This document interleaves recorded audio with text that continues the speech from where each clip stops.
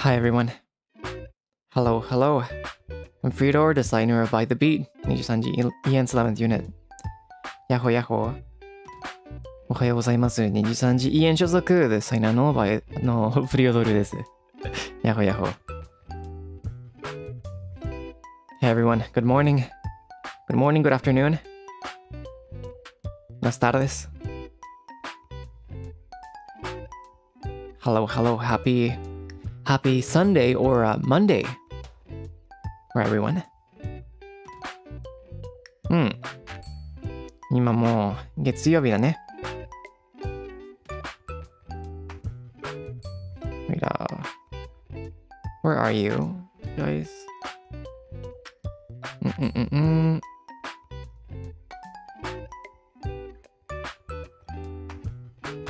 There you are. よいしょ。But yeah, no, hello everyone, hello.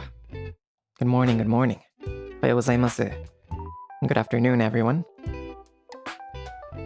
Hope everyone's doing well today. 今日も元気ならよかったね。まあ、今日はまだ始まってるからけどね。For a lot of you, today's barely starting though, so I hope it becomes a good day regardless. But yeah, no, it's been a while since we did coffee satsudan. I don't think we did one last week. Pretty sure, so I'm very excited to brew coffee again with everyone. なんか先週コーヒーsatsudanしてなかったね。だから久しぶりにみんなとコーヒーを入れるのを楽しみにしてるよ。And today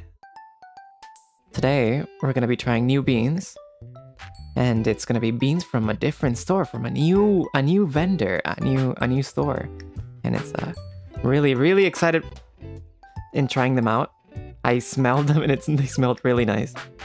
今日は新しい豆を味わってみるけど、そして新しい店の豆です。でね、豆もただ匂いだけで結構いいから楽しみにしてるよ。So, I'm gonna showcase the new beans and the recipe we're gonna be using today. はい。Let me start heating up the water. まずお湯を温めます。So, let's start from the beginning, okay? For this recipe, we're gonna be using the Origami Air M dripper as usual, using the usual 2-pour method. I forgot to credit. Crediting is important by Lance Hedrick. There you go. And we're gonna be using Cafec TH3 filters, which are my favorite filters at the moment. But anyways, let's talk about the interesting stuff because I have already introduced this recipe a few times. This is this bean is called Strawberry Co-Ferment by the store Luminous Coffee. This is the first time I'm buying from them. I bought 2 beans from them. Hopefully I can get to showcase the next one soon as well. And these beans are from Colombia. These beans have a very interesting process called the black honey red wine yeast and dried strawberries process. It's pretty. This coffee beans are super experimental. I'm really excited about trying them out.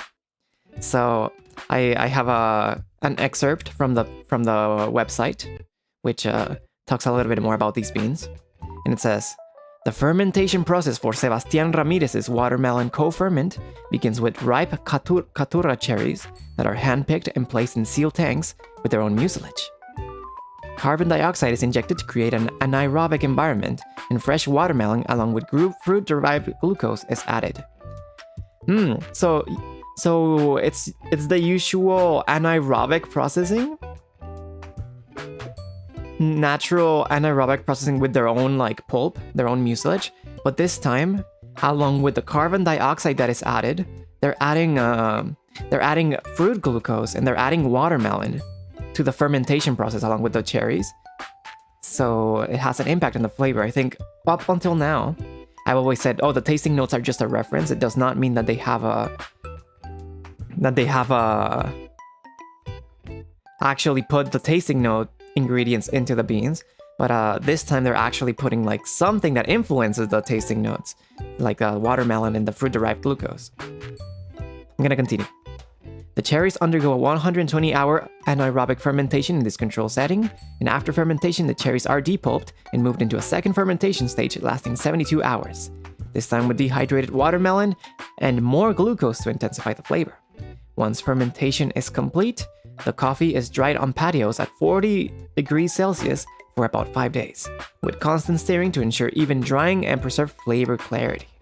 This is a very complex process, and I guess it does not seem to be a complete natural process, because then they're getting rid of the pulp of the mucilage on the second stage. So it's a two-step fermentation process where it ends with like a wash process, and it starts with almost like a natural process. I believe there's a more detailed term for it, but I completely forgot. That's my bad. But yeah, no, this process seems very interesting. 今回はコーヒーの発酵プロセスがマジで面白いですね。普通にね、アナエロビクはなんかもうなんていうの、酸素にフレスに発酵されるプロセスだけど、あとでなんか CO2 を吐いて、そして CO2 だけじゃなく、スイカもなんか果実果物のグルコースも入ってくるから、発酵するときに、そうやってなんかもっとフルーティーな味わい、なんか味はフルーティーになるね。もっとね。あとで、豆の果肉を、なんていうのを蒸気をして、改めて、スイカもフルーツのグルコースを入って、あとで、ただドライするね。マジで面白いな、プロセス。多分、日本語でちゃんと説明するのが難しいけど、誰か興味あったら、公式の、ルミノスカフェの公式サイトで調べてみてくれたらいいと思う。Yeah, no, it's probably not, I'm probably not the best at explaining how the processing works. But, if anyone's curious, yeah, no, the website, I think someone mentioned, the website already, has a lot of information about the coffee. So, feel free to check it out if you're interested. There's actually, like, even on this package, I got a card giving me all the detailed information about the beans, the roasting date, which was October 19, and a recommended recipe, which we're not gonna follow because I like coarser grind recipes, but maybe I can try the recommended recipe later. They also gave me a powder of whatchamacallit, of a water enhancer in a way that you can put into distilled water to have the perfect water for a light roast. I've been talking about that on stream before, and they actually included one for free along with the order. They included a little bag of instant coffee, their brand, their own instant coffee as a gift, and a fruit yogurt kind of Japanese candy that I had never seen before. What's it? I forgot the name.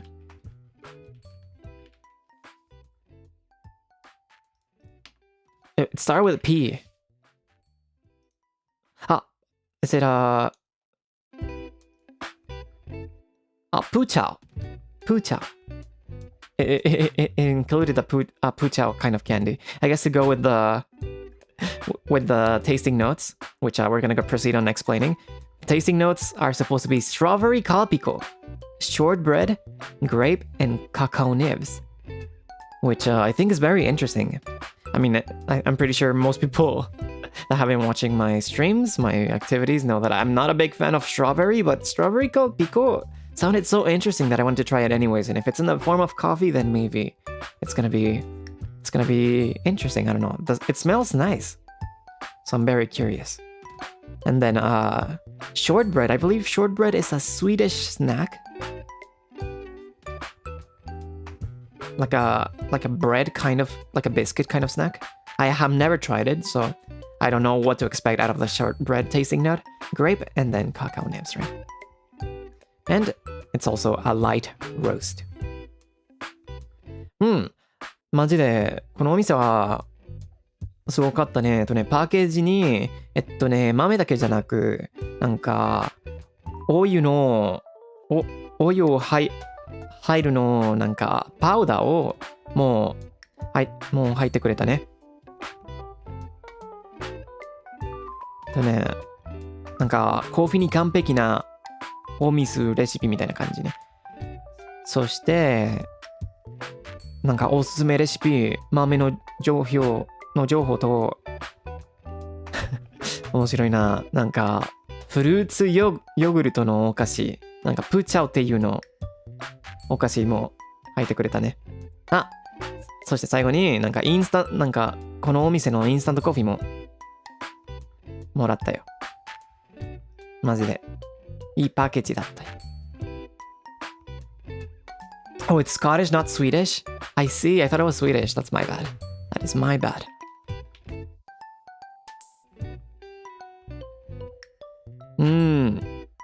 Yeah, it is Scottish, okay. But yeah, no. The thing that really attracted me the most was the Calpico, so I really wonder what Calpico is gonna taste like. And as for the recipe, we're gonna be using 15 grams of water, 250 grams of water, 15 grams of beans at 93 degrees Celsius. That's the temperature that is recommended by Luminous Coffee. And we're gonna do a coarse grind of 30 clicks on the Comandante Z40. I believe Luminous Coffee recommends us to brew the coffee 2 weeks after the roasting date, so we're a little bit early. There's probably gonna be a lot more carbon dioxide to come out of the beans compared to like the 2-week recommended period, but I think we should be fine. It's still been a decent amount of time that has passed since it was roasted on October 19th, so really curious. So first of all, let's weigh the beans. This time I brought the bag with me so we can measure the beans together.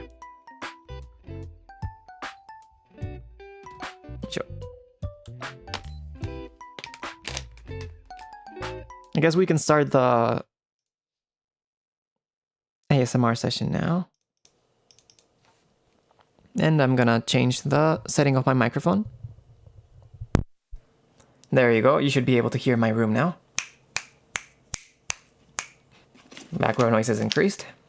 So, okay. Let's start this. There's a lot of beans here, so I hope I don't spill too much. We're gonna measure 15 grams of beans here. Okay, how am I gonna do this without spilling?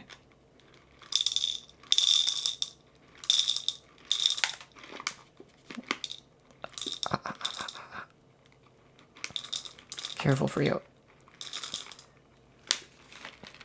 That's 15.5. Let's remove a little bit.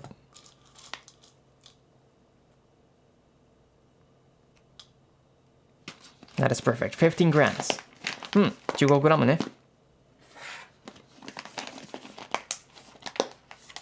There you go. Yeah, no, it smells really sweet already. Like just the beans by themselves. 豆だけでもう匂いが甘すぎるよ。Whoa. This is very important. If anyone grinds their own beans and they have this problem where the beans often like get stuck on the grinder, that's because of static. So it's important to spray them with a little bit of water before grinding. That helps a lot. So we're gonna be doing that. Okay. And then just make sure it's slightly moist. そうね、なんか時々なんか豆グラインドがグラインダーになんか残る時あるから、その時に少しだけ引く前にミスをスプレーしてくれたら、もうあれを直すよね。もう全然残らないよ。グラインダーに。Alright. So, let's configure our grinder here.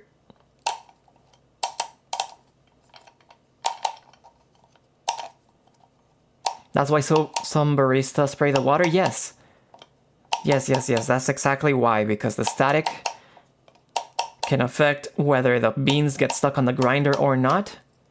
So a lot of coffee shops will do this. 多分バリスタこうするの見たことあるかな。なんかヒックする前に水をスプレーするってこと。そう静電気のせいでね。Alright, so we're gonna be doing 30 clicks. So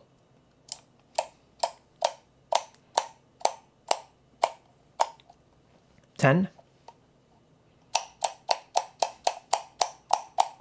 20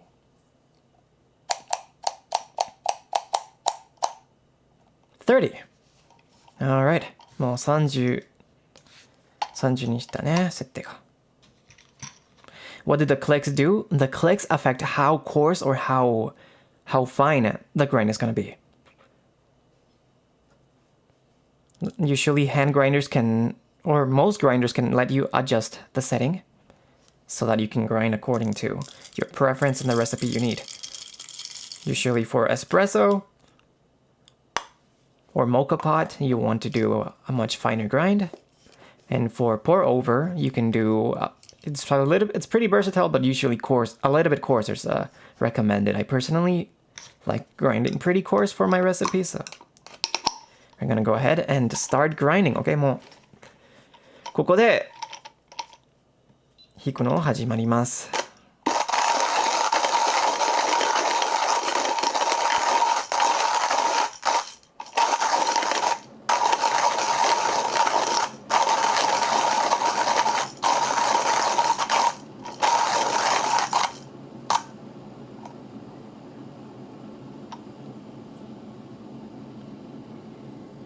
What is that sound?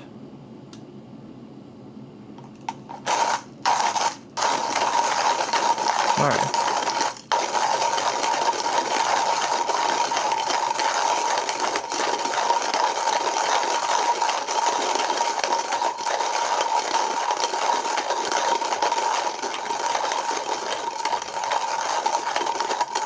Stuck? No. I was wondering what the sound was, but I think it's just my water.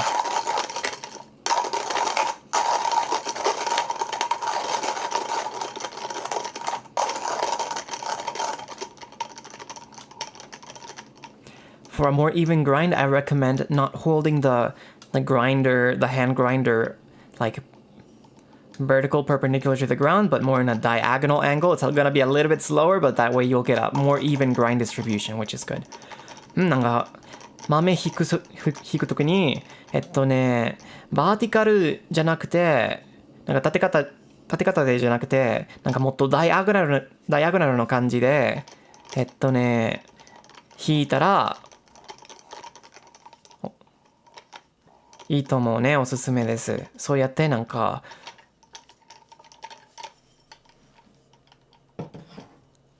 引くのをもっと遅くなっていい感じになります。Alright. もっとイーブンな感じがあるね。Alright, let's prepare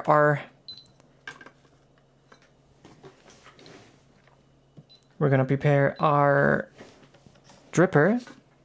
It's the origami with the Kafek TH3 filter. I don't really rinse my papers anymore, so we're gonna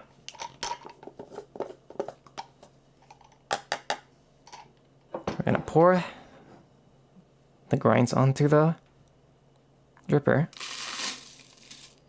Yoisho.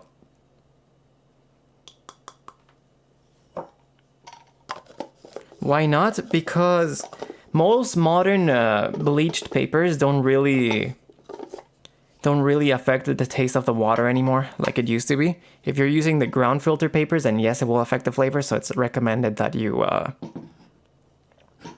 do rinse the paper. And also, this is mostly for me to save water. I don't want to waste water if I don't need to. But if people need to retain the heat more on their dripper, then yeah, you can still rinse the paper to make the dripper a little bit warmer. But for us, we drink the coffee right away, and the difference in temperature is not that huge for me. So we are fine. Yoisho. All right, so I think the water is almost done. We're going to be doing 93 degrees, which is pretty close to what I usually brew on a daily basis, so we should be fine.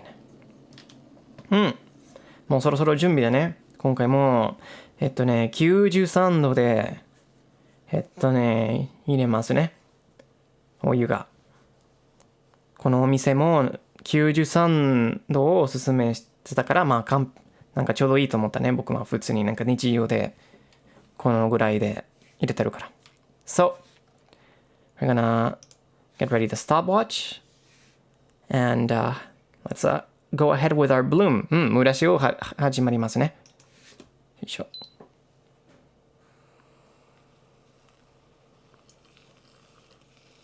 There you go.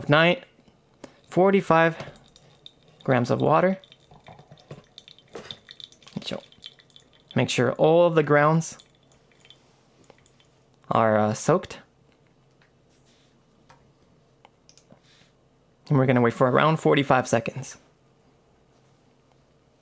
I want to observe how the grinds are reacting. They don't look dry, so this is good. 2 step は簡単で好き。僕も好きですね。Alright. So it's been around 45 seconds, and we're going to do a turbulent pour. That means we're going to be pouring a little bit from further away to create more turbulence. On the center, we want the grounds to move around up until 250. There you go. 250 grams. And we're going to do a little swirl just to make sure it does not drain too fast. Which it is. I know. I can see it draining pretty fast. 早く流してるね。マジで早く流してるよ。Whoa. Alright.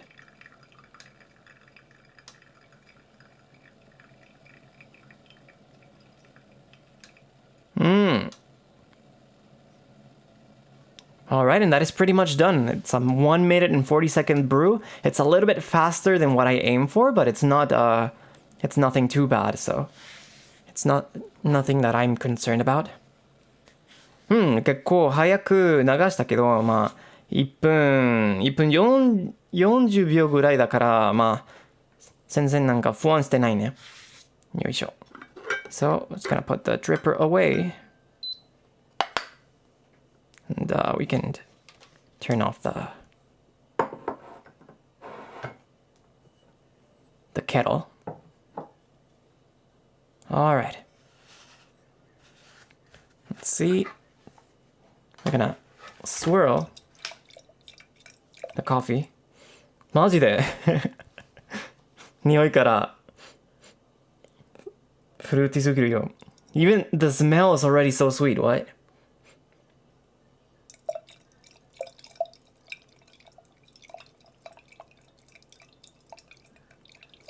Alright, how about we pour the coffee?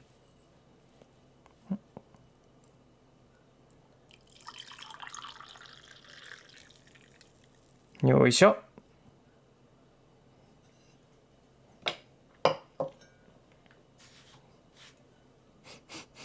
Okay, so I'm gonna give it a try. 味わってみますね。いただきます。For anyone that's bad with drinking noises, please excuse me. 飲むの音が苦手の人、ちょっと注意しますね。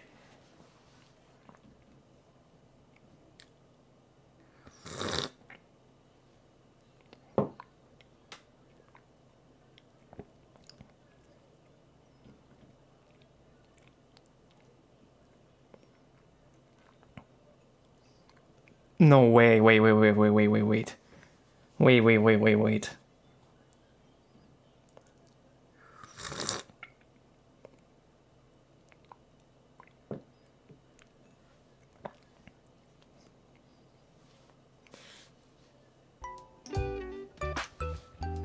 Let me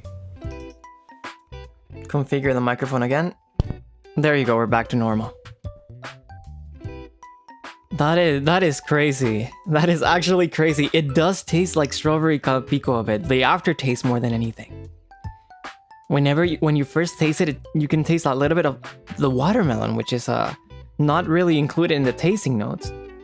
It's very acidic at first, a nice kind of acidity, but then it hits you with like with a very strong strawberry-like flavor. It's super strawberry-like.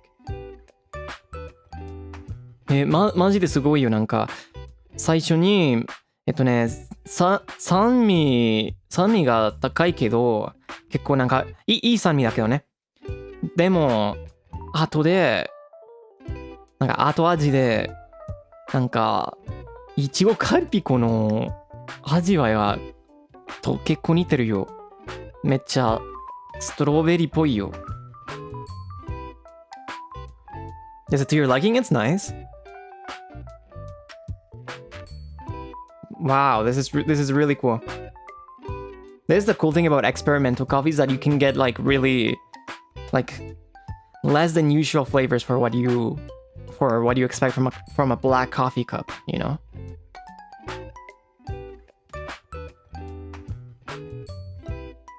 Maji de sugoi yo.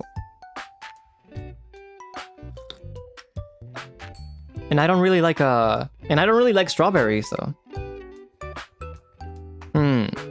What is the name of the coffee again? It's a strawberry co-ferment by Luminous Coffee. It's on the left. On the left of the screen.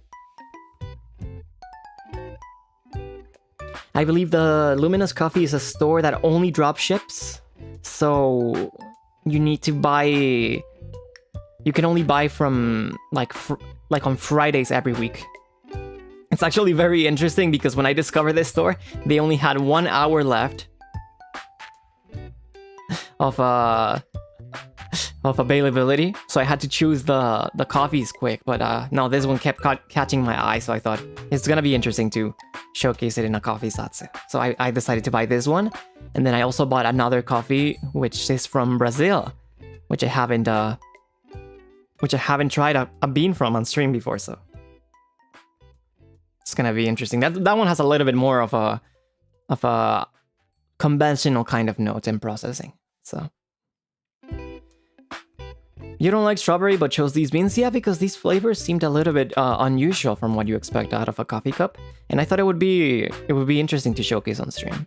And I mean, I can drink strawberry flavored stuff. This is interesting though. Like when I taste it, it tastes more than like natural strawberry. It tastes more like a strawberry candy kind of like if you guys have ever had like strawberry high chews, it tastes kind of like that.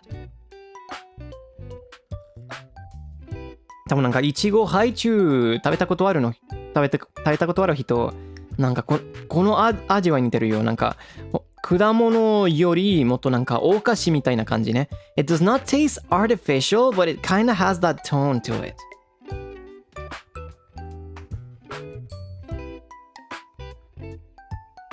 If you didn't end up liking it, do they have a return policy? No, they don't. They don't. Usually food for returning is kind of rough, right? Especially if you're buying online. Yeah, no, the notes are not subtle at all this time.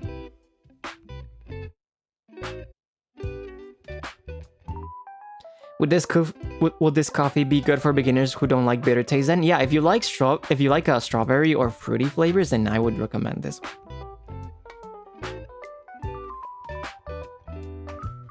It's different from normal strawberry. It's strawberry tasting coffee. Exactly. It's same for the Costa Rican honey macerated that I tried in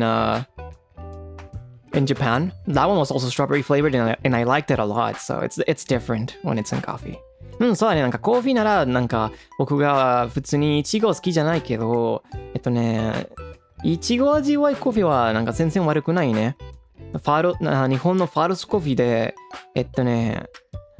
なんか飲んでみたコーヒーはもう、それもいちご味わいだったけど、もう、おいしかったから、こっちも同じ感じだ。Would this be good as cold brew? I don't know, it's pretty light.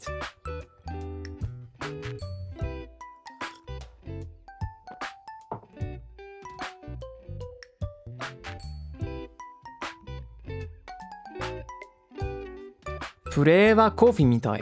フレーバーコーヒーは何だろう。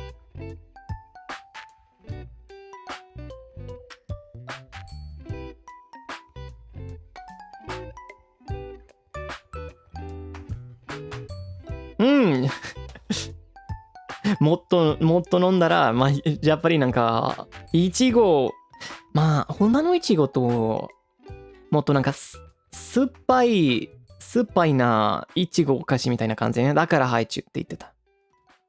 I think it's not really more like it's not like a sweet strawberry artificial kind of flavor, but it's more of like a sour-ish strawberry snack candy kind of flavor. I think that's why they don't say strawberry, but they say strawberry calpico, because calpico kind of has like that acidity to it, right? It's not super sweet, but it's more like a sour or acid kind of acidity kind of flavor, right? だからストロベリーカルピスの味わいって書いてくれたね。なんかストロベリーだけじゃなく。Yeah, tangy. I think tangy is a better word. As for like a food that I would pair this with, I don't know. I really don't know what I would pair this with because it's already so sweet and fruity by itself. I feel like I would probably want to enjoy this coffee by itself to fully appreciate it, because otherwise I feel like it's gonna be lost in whatever food I eat with it. 多分今回はこの豆でなんか全然食べ物なしで飲んで方がいいと思うね。お菓子なし。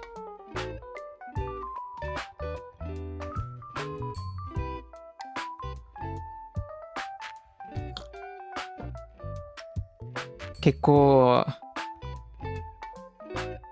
なんか味が強い、なんか真ん中じゃなくてまっすぐわかるから、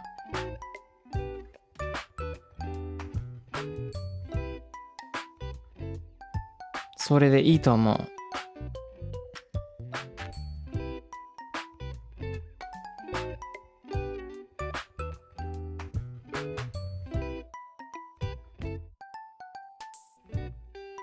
Because I don't think every coffee needs to be paired with food. Maybe something really bland, but at that point, like, I don't know. I feel like it's better to maybe like drink this as like after eating instead of something to accompany while you're eating, you know? I think this would be something nice to enjoy after you finish like a savory snack or meal. 多分食べ物と飲むより食事後で飲んで方がいいと思うね。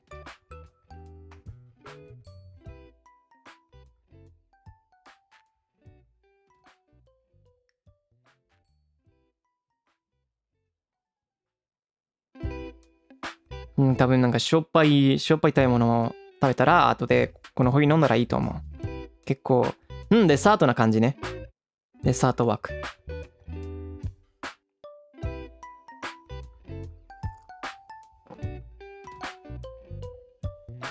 I know, this is actually quite nice. I really think people that don't drink black coffee would like this. ブラックコーヒー飲めない人にこれはおすすめできるよ。With dessert? No. As a dessert time, you know? モルトさん、スーパーチャットありがとうございます。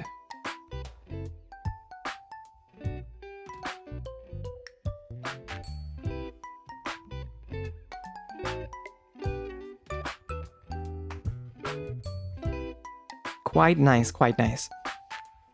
And this is before the roasting date, by the way. Like the recommended brew date.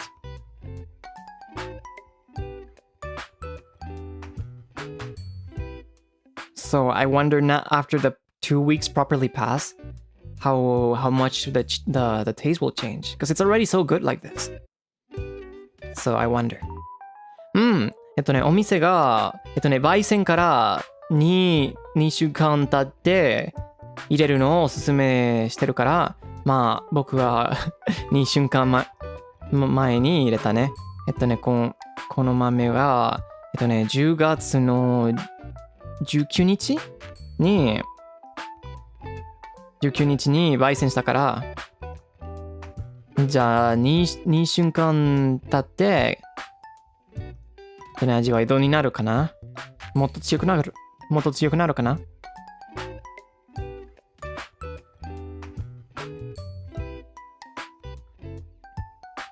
？Either it's gonna change or it's just gonna be a little bit easier to be more consistent with the brew. The reason why they recommend waiting a certain amount of time is because resting beans it lets the beans let go of the little carbon dioxide that they have left after recent roasting, and that makes it so that it's way easier to extract the flavor profiles, the flavor notes of the beans, of the grinds after you do that. Sometimes if it's very recently roasted, it's very hard to be consistent, so because there's a lot of CO2 carbon dioxide on the beans yet. 普通に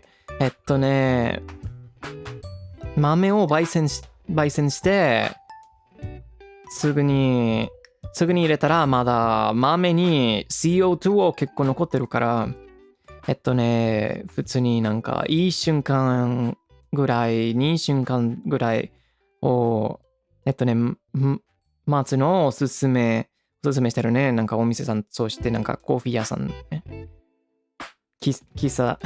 バリスタさんとかそうやってもうそんなに CO2 残ってないからもっとなんかなんていうの日本語でいつも忘れてるよ。抽出が簡単になるから。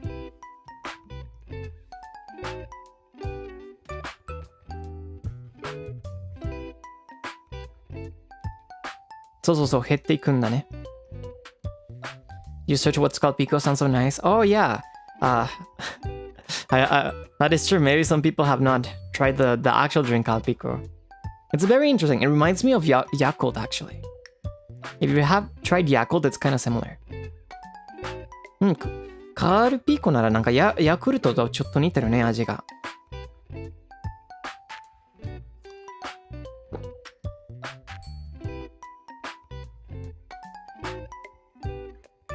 I like the white peach one. That one's pretty popular. Kind of like milky strawberry flavor. I think it's more of like I think someone mentioned dried strawberries. I think it's pretty close to that. But I also mentioned like if anyone has tried strawberry haichu, that one's also similar to kind of something like that. So it is kind of milky, but it's leaning towards the tangy side than the super sweet side. If you think of like the artificial strawberry milk, it does not taste anything like that. ヤクルトわかるんだ。ヤクルトが実はラテンアメリカで人気だよ。日本からなんかラテンアメリカに引っ越しした日本人がヤクルトに紹介したね、ラテンアメリカに。だからヤクルトが普通だよ。どこでも買えるよね。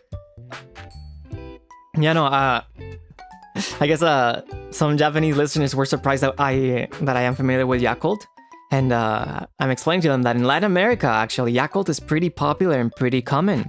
And this all happened because I don't know if it's an immigrant, but a few people from Japan actually came to Latin America and introduced Yakult to Latin America. So it's actually a very common item there. I think it was present in Latin America before it was in the United States, if I'm correct.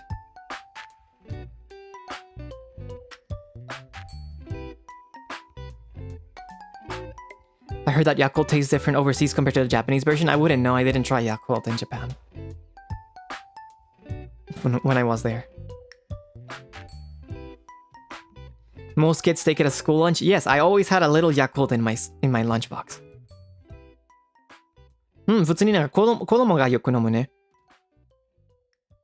学校の、まあお弁当じゃなくてランチボックスでいつも入ってくれるんだね。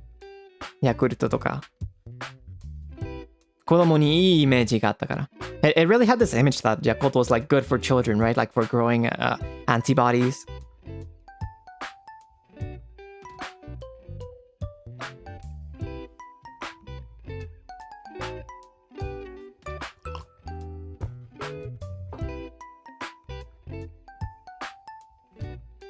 Siempre sería como el sándwichito, el Yakult, un dulcecito o como unas frituritas tal vez, unas gomitas. Las gomitas o la granola también eran muy comunes.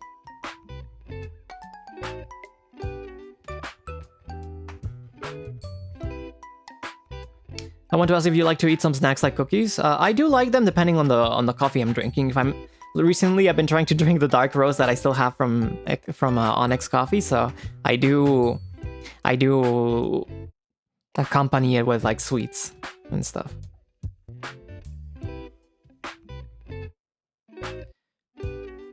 Las galletas de avena? Oh. Why do I think of Arabica coffee? Arabica coffee is one of the most common types of coffee beans, so...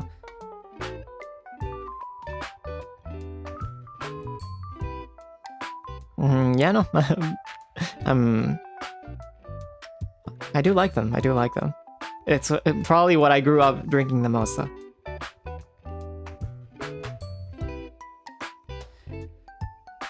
Did my Yakult taste it sour? It was kind of sour. Kind of tangy, yeah. Kind of like acidic. Kind of similar to like something like yogurt. And I have tried chocolate-covered strawberries, but I don't like strawberries, so...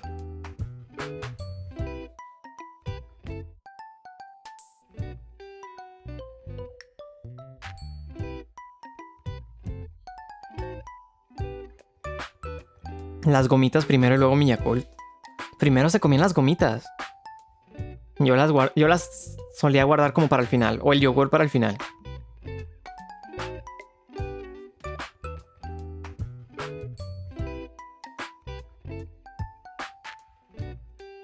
And I usually like the lunchbox. The Latin American lunchbox, at least where I grew up, was usually like a sandwich.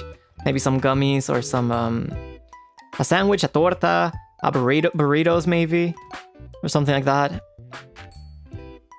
I think it's usually like a main dish, a local dish, depending on where you're from. And then you would have like a Yakult, fruit, some gummies, or maybe yogurt, popcorn, something like that. Some people would get chips.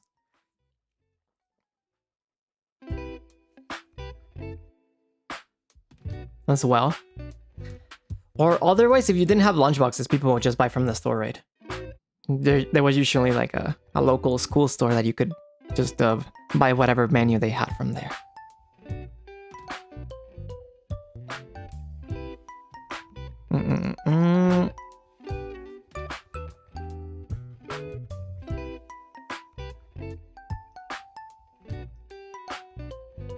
Las cooperativas, sí, ¿no?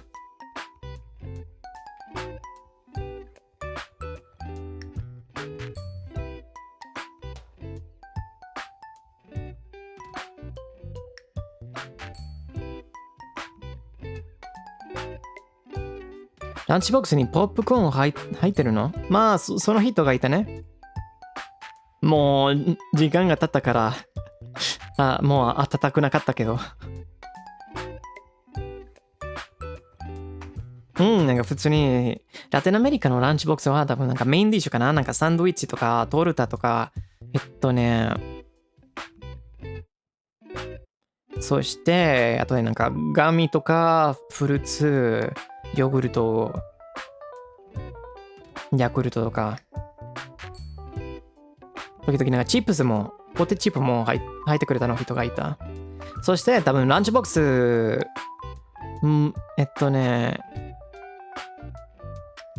してなかったの人が多分ただ食堂に買ってたの、なんか注文したの人がもういたね。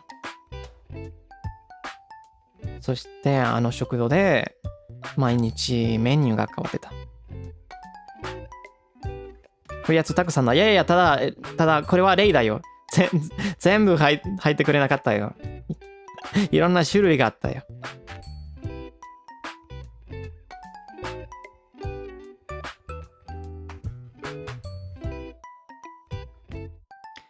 There's many drinks that are combined with Yakult. It's interesting on how they come up with that idea. I think there's actually like alcoholic drinks, right?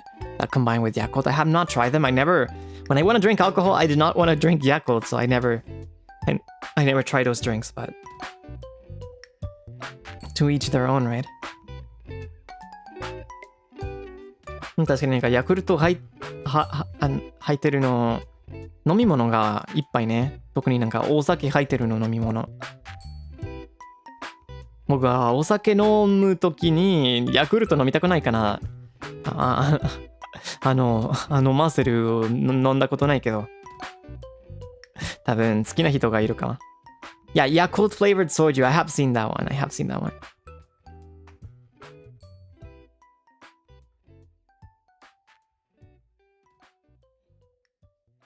ヤクルト入ってるお酒あるよ。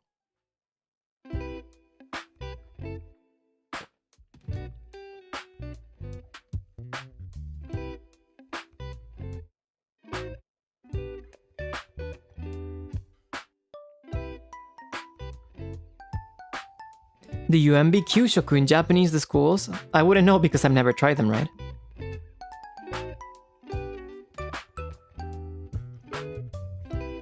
But I'm sure they were eating way healthier than we were in Latin America. 給食 is the Japanese provided meal from the cafeteria in Japan. I think in Japan, right, a lot of schools made it so that the students have to prepare the meals, right? 日本でなんか食堂で学生がなんか給食作ってたでしょ？なんかいろんな学校でその文化があったね。があるよ。面白いよ。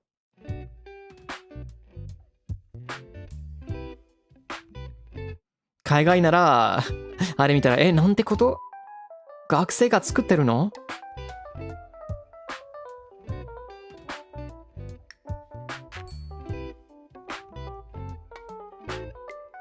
まあけど多分学校によるね。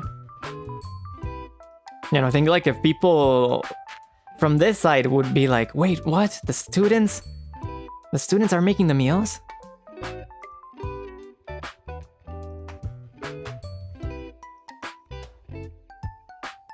They would be like pretty surprised.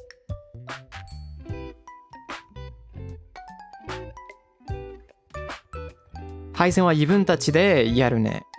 そうなんだ。学生が作れないよ。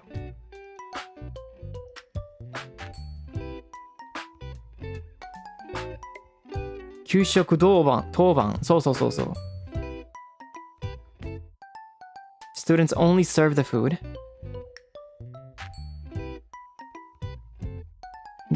So they don't make it, they only serve it? You know, please feel free to correct me if I'm saying something correct about your cultures. It's just what I had known so far.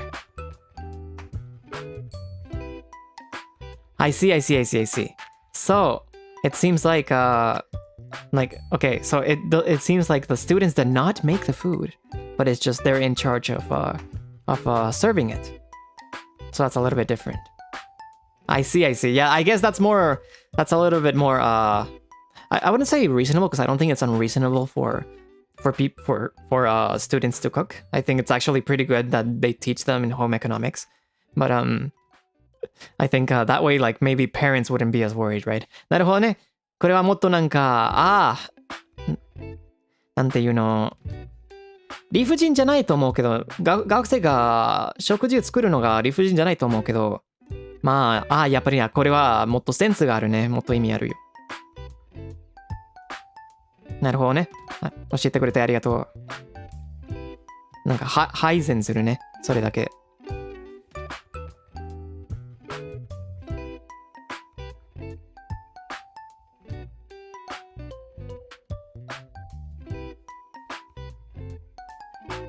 No students potentially inducing tummy aches. I think more than that, it's also like you're making the students do labor more besides the schoolwork, but I think it's also like a different way on how you approach it, right? I think a lot of people here, at least let me speak for myself, would appreciate being taught to cook in school if some people didn't have the opportunity to learn at home, you know?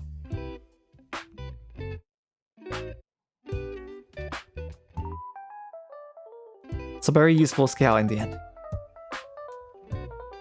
けど面白いね。だって学校でなんていうの、日本語で英語でホームエコノミクスで言うけど、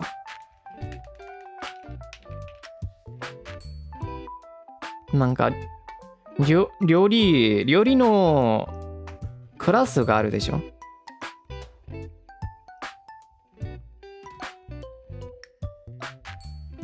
なんか家庭科かな？家庭科？家政学？家庭科か。家庭科のクラスがあるね。海外で全然ないから、マジで面白いと思う。だってマジで便利なことだと思うから、自分で料理するとか、時々家で学ばない人がいるから、海外で。だからいいことだと思う。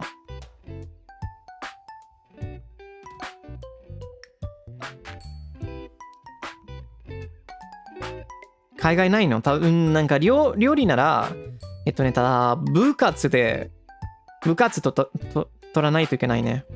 I think like overseas, I wouldn't know because I didn't grow up in every country, right? But if you want to learn cooking in school, it's at the most you have to do it in like a club, right? You don't get it as part of your curriculum.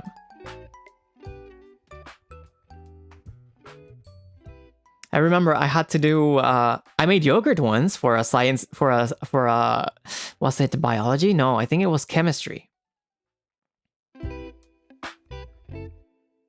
For my chemistry class, we had to do fermented foods, and I made yogurt. なんか多分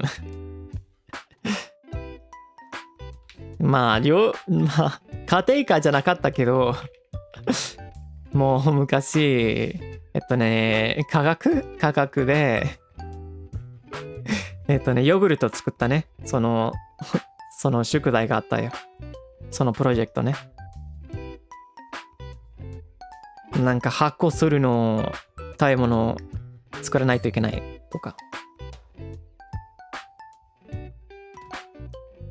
Was it difficult for you to make it? Nah, it's pretty simple. It's pretty simple.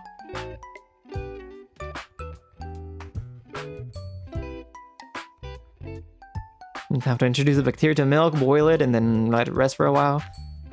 It's been a while, so I don't remember the process that well. And you can choose some cooking courses at school in Canada. Yeah, but that's the thing. You have to choose them, right? It's not part of the curriculum that you're forced to learn. So that's what I think is interesting.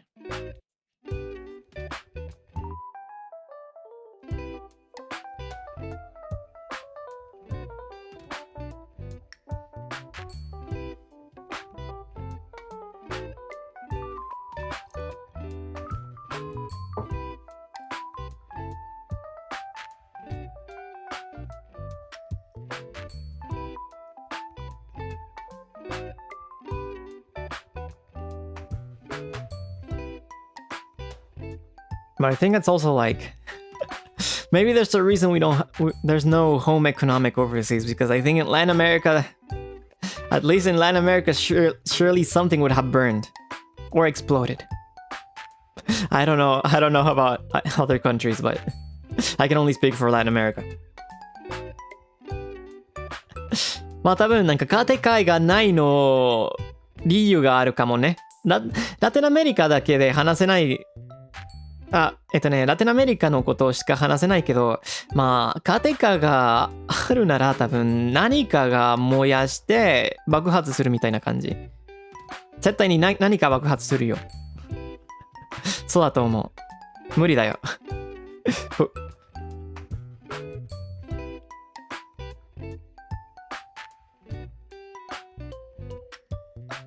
Someone will make a boba explosivo. Yeah, no, the real one.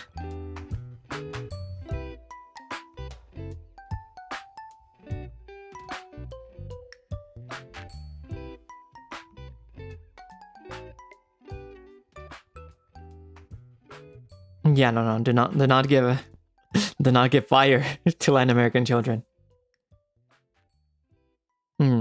ラテン系子供に全然なんか本能使うの工具全然渡さないでください。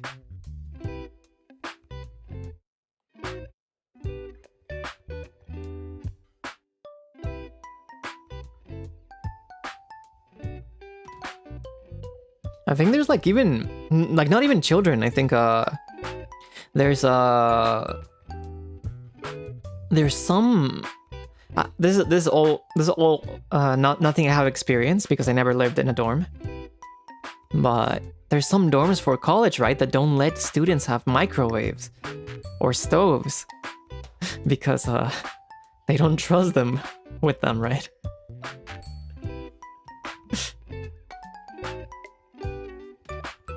So I've heard those stories, right? Like recipes that don't require like a microwave or don't require a stove. Or you can do like all in electric stuff because they don't trust because of college rules, college dorm rules. The toasters never end well. Oh my god.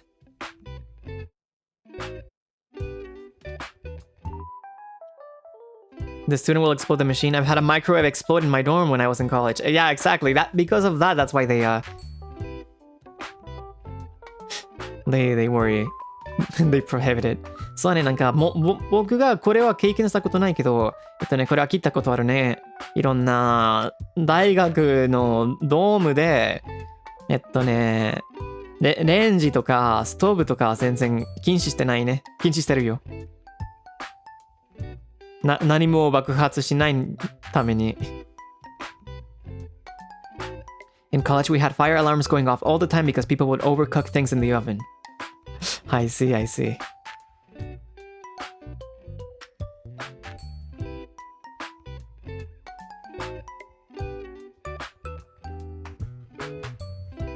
So that's the reason you can't cook?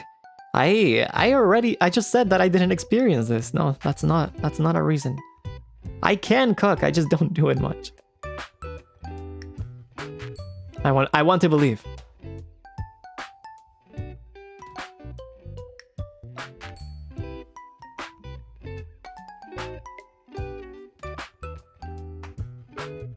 I don't know, I did not go through any of that.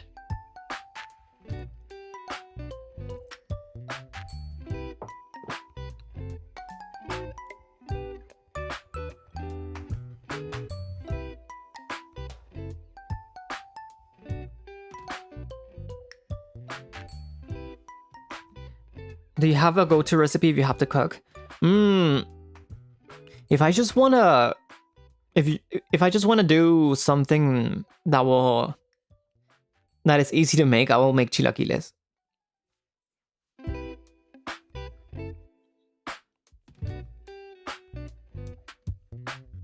Or just various egg-related dishes. Scrambled eggs is like the laziest breakfast food I can make. Like on a stove, if I'm not like drinking a shake or something instead.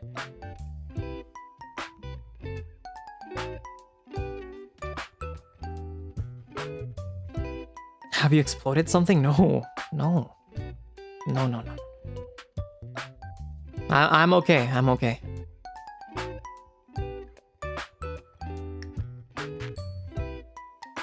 Eh, サモガリさん、赤スーパーありがとうございます。ありがとうございます。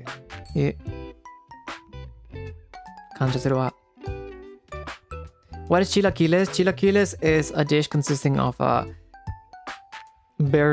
like toasted fried pan fried tortillas with eggs. Some people don't put eggs, but I put eggs, like scrambled eggs. And then you get the tortillas to get very crispy, and then you put like a red sauce, or you can do green sauce, but I like red sauce more, and that will soften the crispy tortillas. It's pretty nice. It's usually eaten as breakfast, but it's so heavy that I rather eat it as like a lunch or dinner kind of dish. Here we call them miguitas though. Migas, for me, migas are when you don't put any sauce, when it's just the eggs and the tortillas.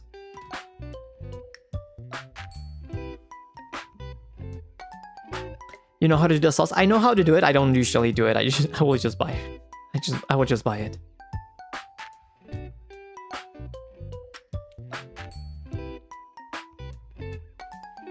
Do I add sour cream to it?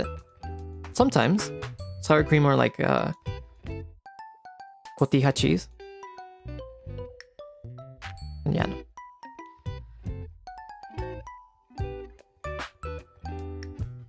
I think someone asked something. Would you ever share food pics with us? Probably not. Probably not. I don't have the need for it.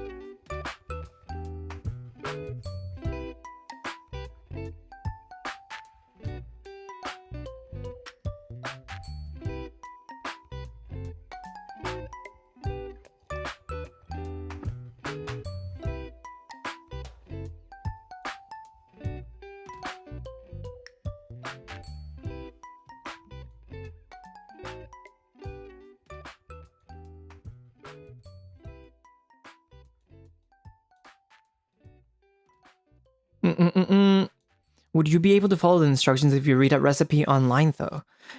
I think like a lot of people think it's gonna be easy, right? If you're trying to cook and then there's a recipe and it's like, oh, I just need to follow what it said, but it does not always work the same way because not everyone's ovens or stoves have the same amount of like they work the same way, right? So sometimes what might be a low heat for the recipe might need a low medium for you, depending. So I think even with a recipe and all the details, you have to it's gonna be a lot of trial and error, right?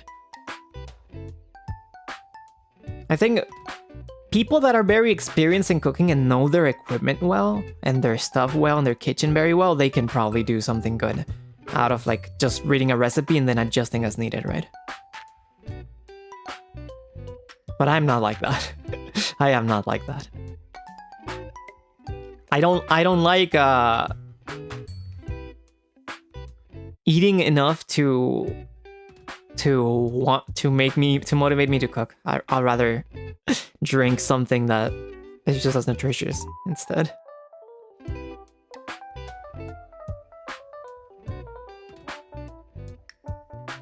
うん、そうだね。なんかレシピを続けたら時々なんかレシピのギアが自分のなんていうの、なんていうの忘れちゃったよ。サイレンヒルでよく言ってたなんか台所ね。台所のストーブとか工具とか全然違うから時々なんかレシピがちょっと変わらないといけないね。少しだけなんか変わるよりなんか調整しないといけないね。だから多分初心者がなんか100% レシピを続けたら多分時々そんなになんかなんていうの、効果がそんなに良くないかもけど、自分の台所を結構分かってる人が、レシピを調整できて、レシピをうまくつけるかな。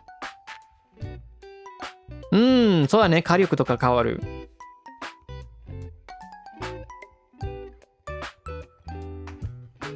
調理器具。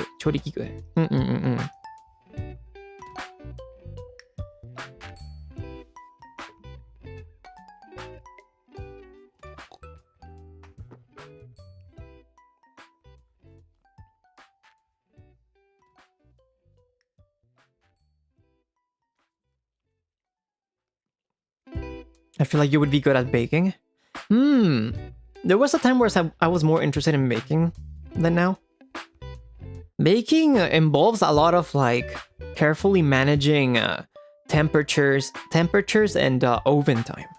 I think it's about finding the peak, the optimal baking time, and not just like for leaving, because it's not just leave it in its done, right? Sometimes you have to take it out, twist it, like move it around, make sure that it's being evenly cooked. A lot of it's like flour based, dough based, having the right dough, the good percentage and ratio for it.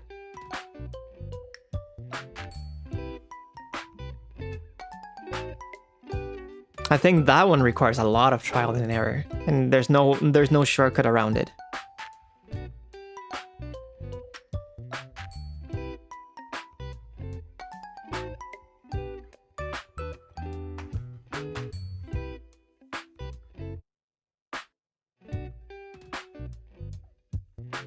But for people that like it, it's fun, I guess. For me, I'm more interested in drinks than actually cooking or baking. Right now, I brew all my coffee black, right? But there used to be a time where like I used to do a lot of lattes, cappuccinos, I forgot the more for the dessert, but like flat whites. I used to make like tea lattes also, tea drinks, smoothies, milkshakes. I like drink preparation way more than cooking. 個人的になんかそんなになんか焼くと料理するより飲み物を作るの方が興味あるね。もう今もまあ普通にブラックコーヒーを入れるけど昔カプチーノとかラテとかフラットホワイトとかそしてミルクシェイクとかティーラテとかいろいろ飲み物をよく作ってた時があったからあれはマジで楽しかったよ。What is affogato again? Affogato are balls of ice cream where you pour with a strong shot of espresso poured on top.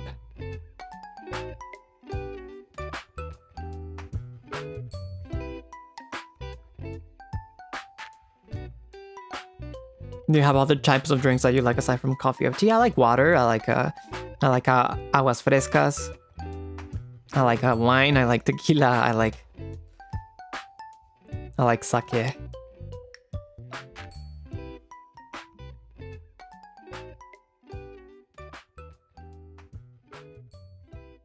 I like ginger ale. Coconut water, I'm drinking it because it's good for me. I'm still not used to the taste, but I'm drinking it. It's refreshing though. I do feel the positive effects, but out of it, so I keep drinking it. But I'm still not used to the taste. We like water too. Oh my god, similarities. I hope everyone likes water here. Water is good.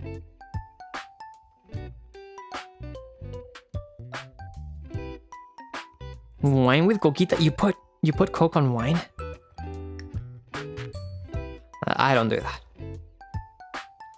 日本酒好き？好きだよ。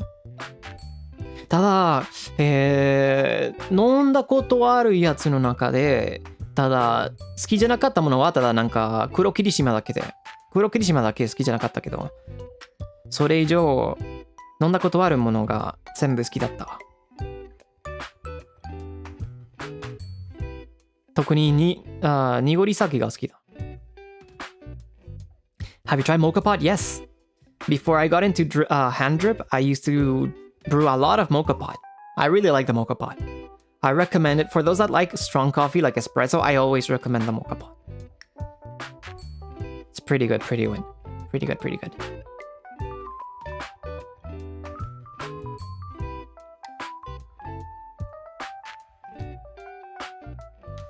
黒霧島はどんな味なの？まあ、比べたらちょっとなんかウイスキーっぽいね。マジで強い焼酎だ。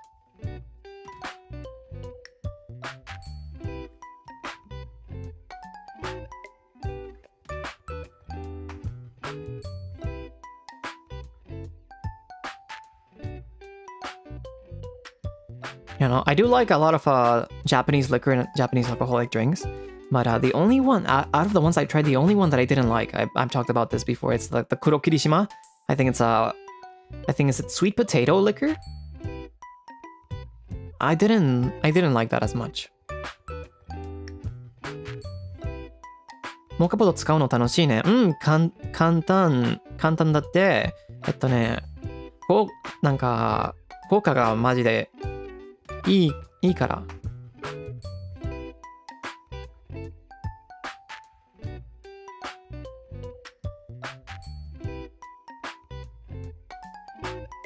おすすめです。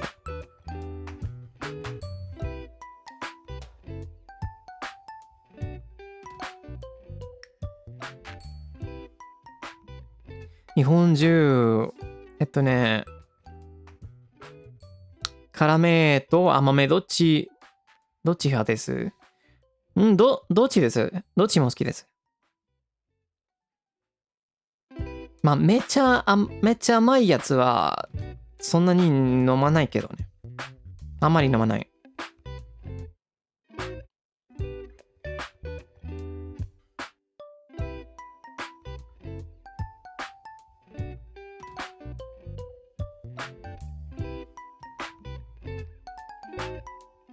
What alcohol do you usually stray away from? I don't drink whiskey much. No matter how many times I've tried to give it a chance, I can never get into whiskey. And that's weird because I like vodka and I like tequila.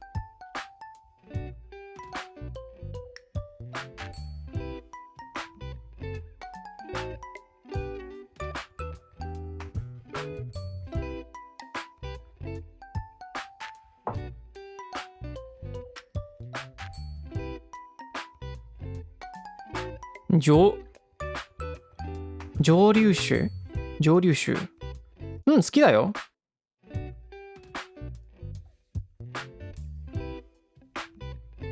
ただウイスキーとか好きじゃないけどテキーラとボトカ好きだよ。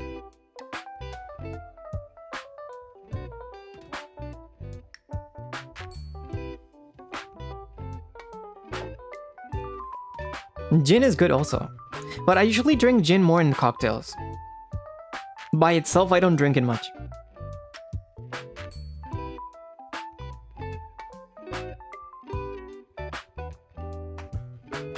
Terremoto. Nunca había escuchado de ese. ¿Es un cóctel o es un licor? Suena como bebida preparada.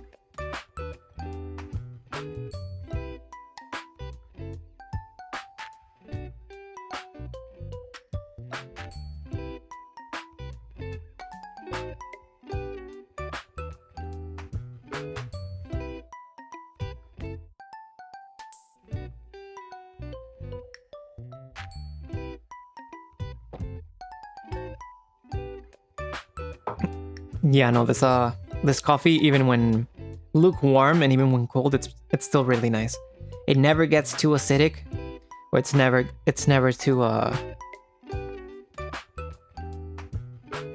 too bitter either. It's not bitter at all, really, so.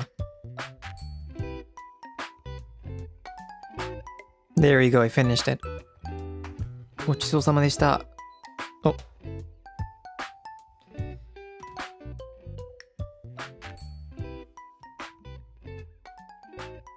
Are you plain or flavored soju kind of person? I like both. But flavored, I like the grapefruit one.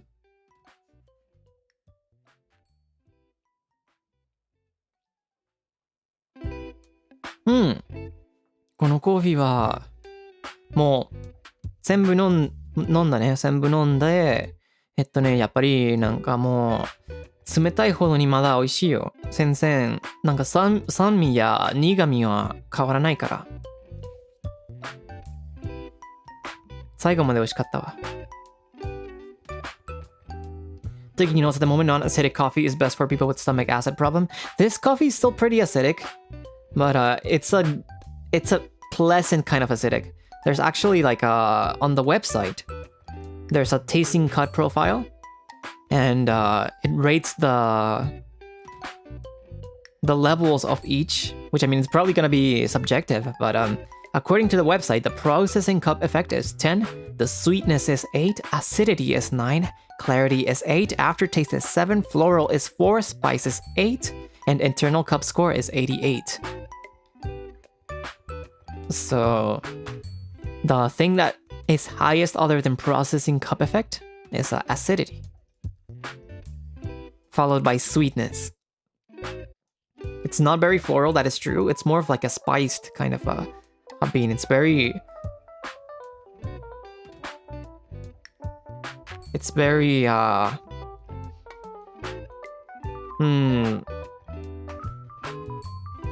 what do you call it?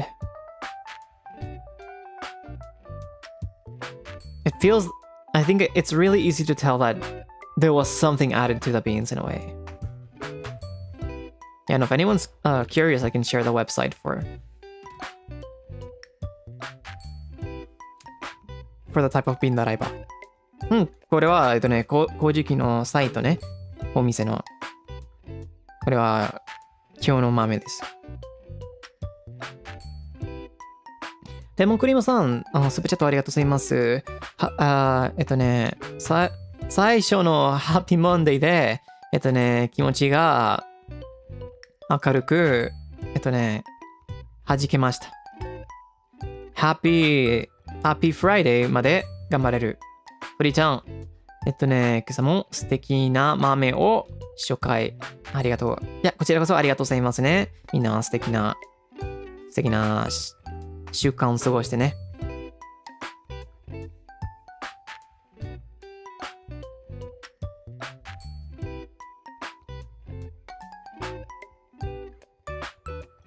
パッケージが可愛いよね。Yeah, no, the package is really cute. It really surprised me by how much care was put into it. Over there you can see all the things that it includes as well.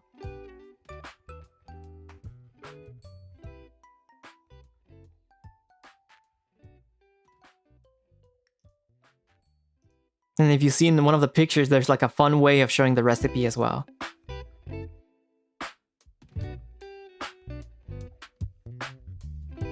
このサイトデザインが結構可愛いよね。可愛い系だよ。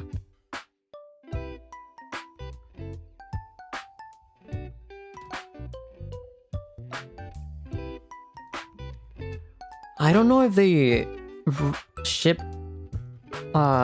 internationally though, unfortunately.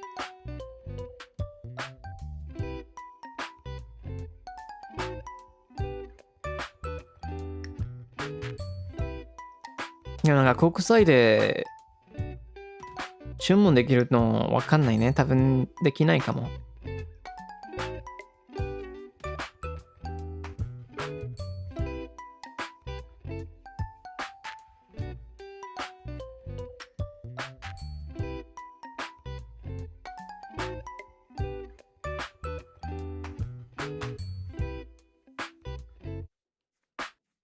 Just unfortunate, but it is what it is. そこのバートル高いんだよな。そうだね。まあ、デリバリーが難しいからね、国際に。Tengo Colombia al lado, me voy por el grano. Yo, si tienes Colombia al lado, seguro te encuentras unos granos muy buenos allá. Locales, ¿no? Donde ni siquiera tienen sitio ni nada.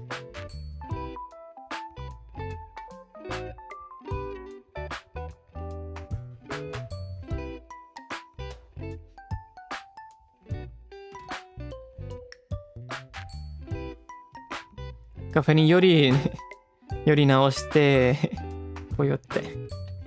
まあローカルで絶対に美味しい豆を見つけると思う。特に日本のコーヒー文化がマジで奥深いだから。Yeah, no, I'm sure anyone that has like local coffee roasters can find some really good beans as well. あ、寄り道すまんね。間違えた。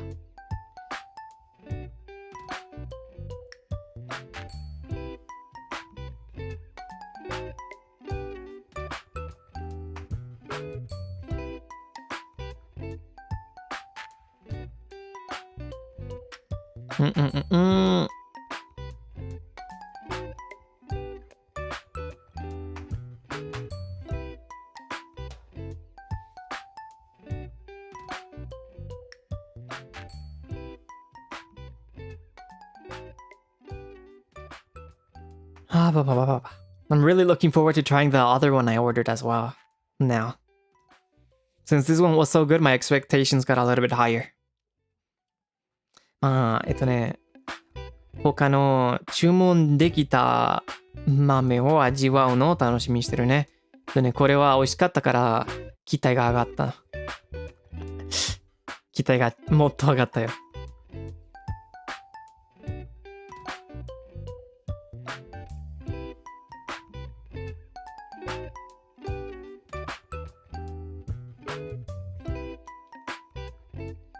いろいろ近所カフェ豆を試してみるよ。それは楽しいよ。楽しそう。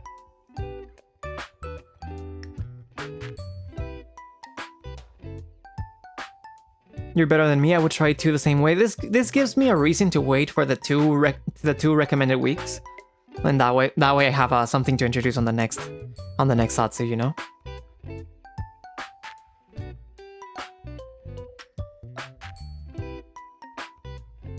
Because in the end, one of my excuses for spending so much on coffee, it's also like, it's for my job. I need to do it for my job.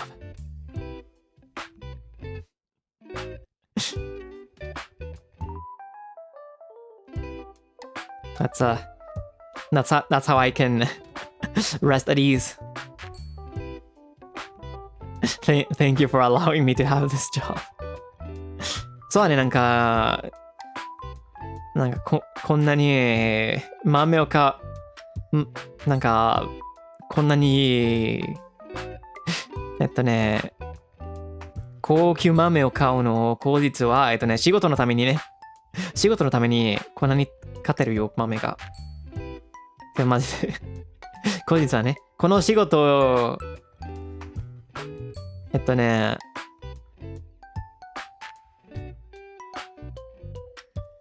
コーヒー豆を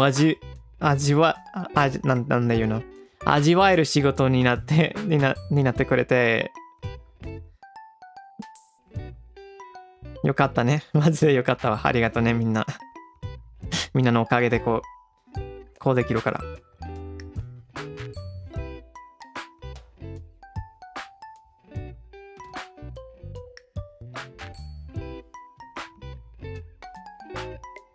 そうそう、配信で紹介してるからね。配信まで全然飲んでないから。みんなと初めて味わうために。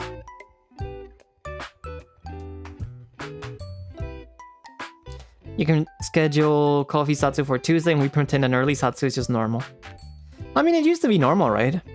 When I first started, I didn't really have a set day for coffee satsus. I just ended up landing on this day because I thought it would be good for everyone starting the week.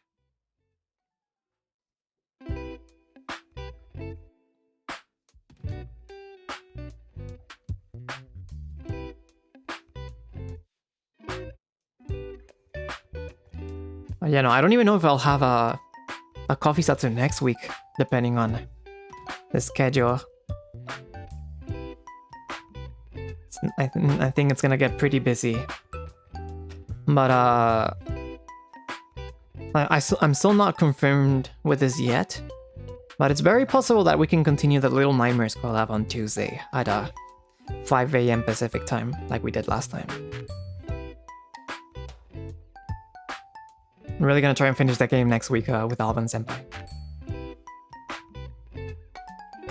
多分なんか来週のスケジュールは絶対に忙しくなりそうから、来週はコーヒー雑談があるってまだわかんないけど、まあ、後で決めるね。多分、まあこれはまだ確認してないけど、多分、火曜日に、リトルナイトメールのコラボをクリアまで進めるね。アーバン先輩と。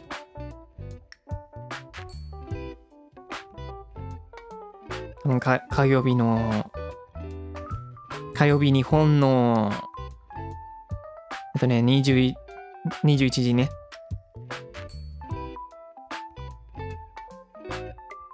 店長コラボ。Yeah, the 店長コラボwill continue.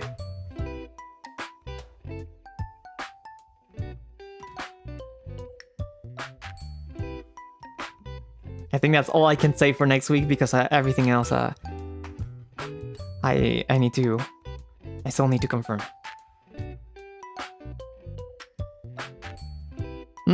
これだけ、ネタバレできるかな。これだけで。他のはまだ確認してるから。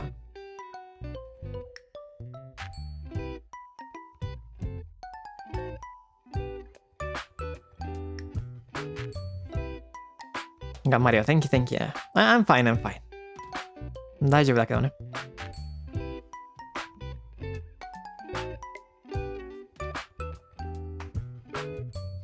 ヤモリさん、thank you so much for the super chat. super chat ありがとうございます。Really appreciate your coffee sets. It's always lighting my mood. Have a great week. Likewise, you have a great week too. Thank you very much. I'm glad the coffee sets can help with your mood. It's always a chill time.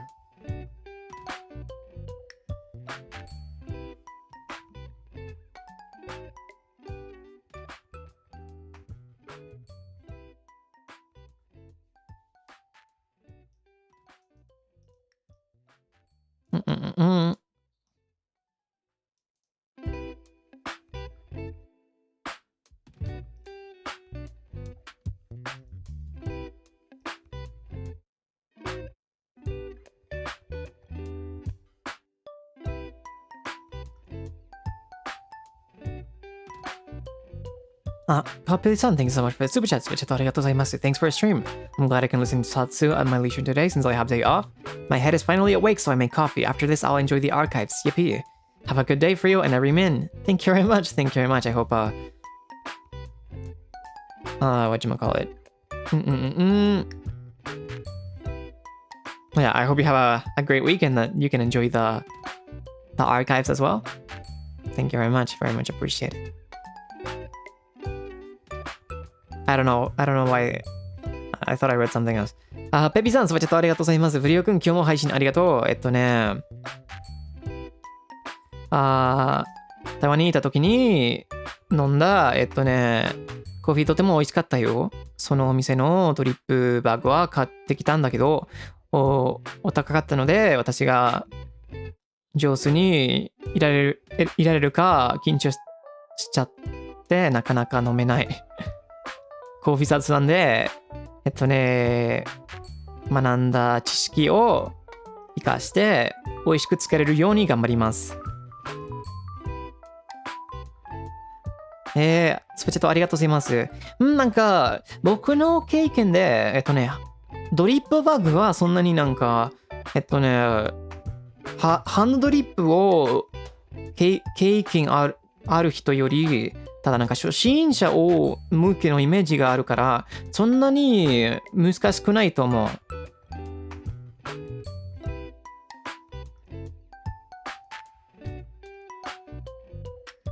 多分、ただなんか普段のケトルを使ったら全然大丈夫です。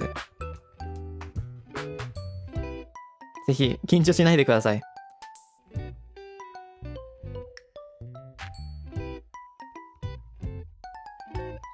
Yeah, no, someone mentioned that they bought the drip bags that I've talked about, especially in my first coffee Zatsu.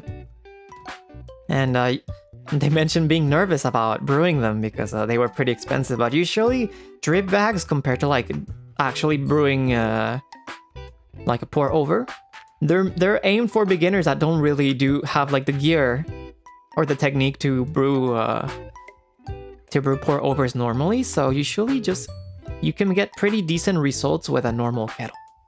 They grind it and they process it in a way that it's easy to get consistent cups out of. And based on what I tried from the bags that I tried in Japan, both the results were pretty consistent and pretty good. Even like when I changed the waters, right? Because I had some in Japan and I had some when I came back here, and the water is completely different. So yeah, no, I think you're fine.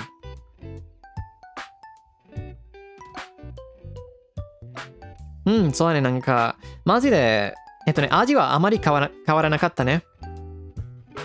ただ普段のケトル使ってカップをなんかちょうどなんだっけ250g ぐらいかなを注いで、それは自分だったよ。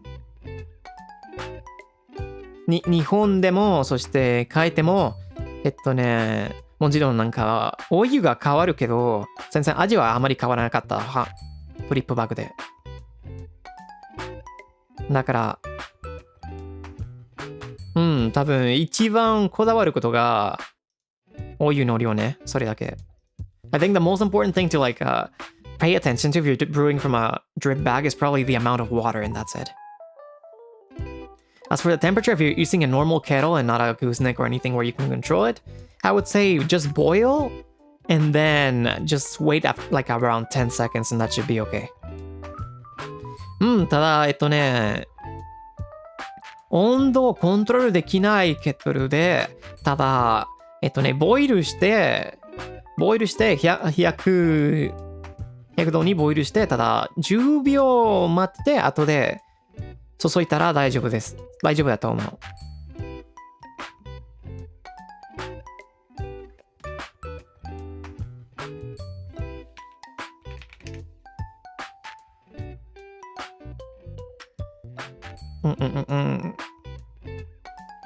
日本語でボイルって言わないでしょ。多分なんか茹でるかな？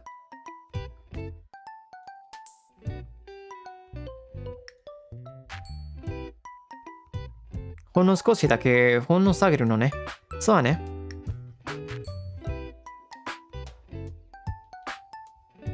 沸かす。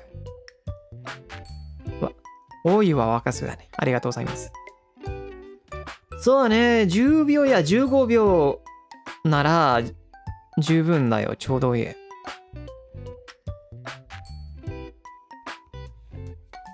Depending on the roast you're doing, but usually, yeah, like waiting. This is not just for hand drip bags, right? Even if you're trying to brew pour over, but you don't have a kettle that controls the temperature, usually the safe thing you can do is just boil the water and wait around 10 to 20 seconds. I would say like maybe 10 for a light roast and 20 for a darker roast. And that should be good enough. Sometimes, coffee nerds can be really particular about temperature. I think based on a paper that I read, the temperature was the variable that least affected the results on blind tasters. What affected the most was grind size. It was the paper shape, for example, conical or flat, and then pouring technique and amount of immersion time, right?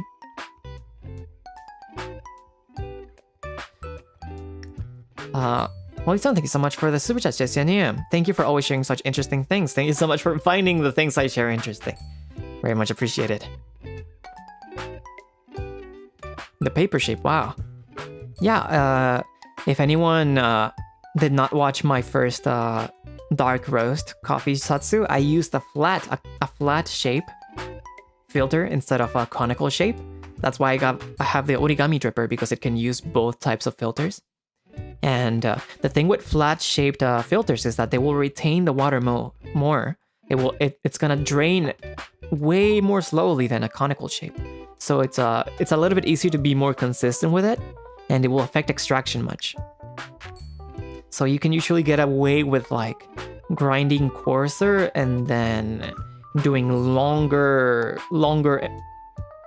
brews with it, I guess. It's very popular, like flat brewers are very popular in Japan, or in some coffee shops they use a lot of the Kalita kind of brewers.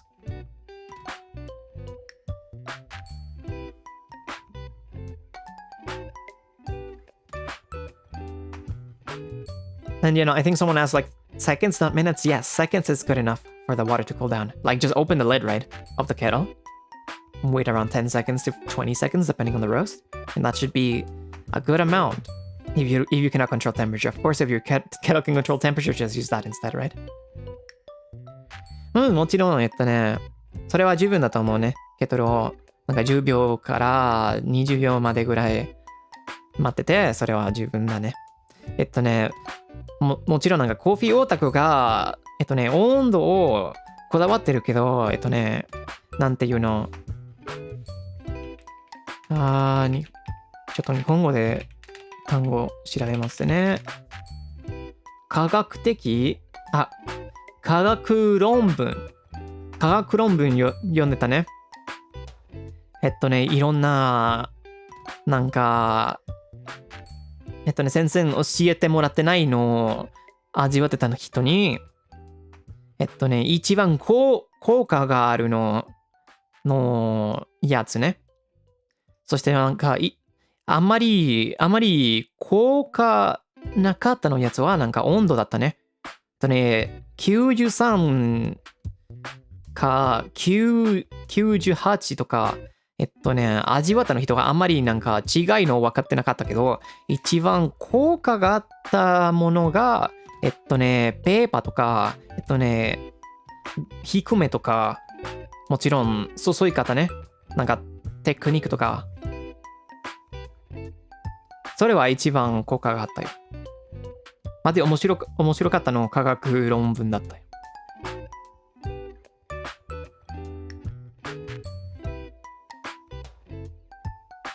Kaibara, thanks so much for the super chat. Thanks for the stream, Ryokun. I've always been a coffee drinker, but drank what I'm used to. Your coffee Zatsu motivates me to explore coffee more, though I'm not confident to grind beans myself yet.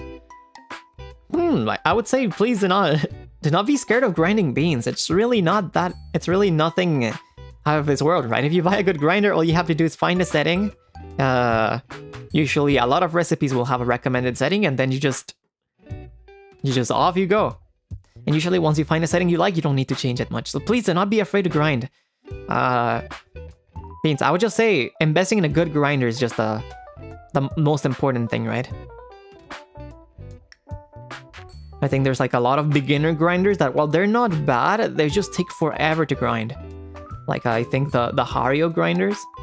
The Hario grinders, while they're not bad, they were actually like they're one of the very first grinders that were available for consumers to buy, that were in like industry or shop level. But now I think they're a little bit outdated, right? So they take forever to grind. Of course, thanks to them,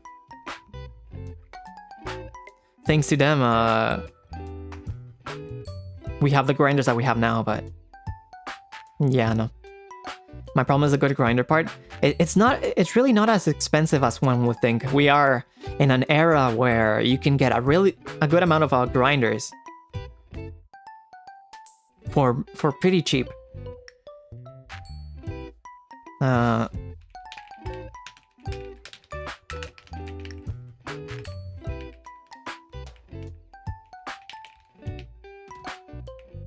me.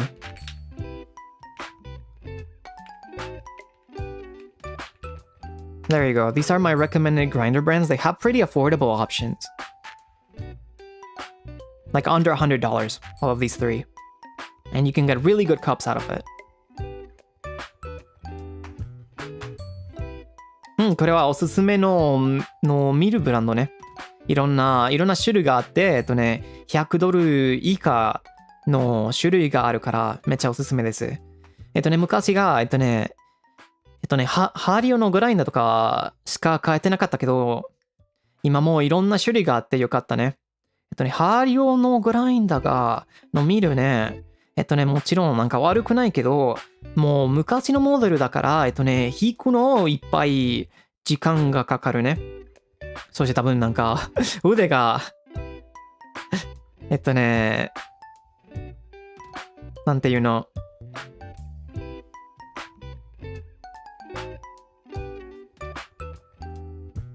疲れたくなるぐらいね。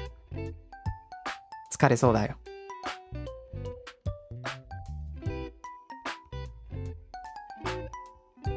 ちゃんと進化してるね。うん、そうそうそうそう。昔は全然なんか、種類があまりなかったから、マジで、ハリオのおかげでね。ハリオのおかげでいろんな種類が増えたよ。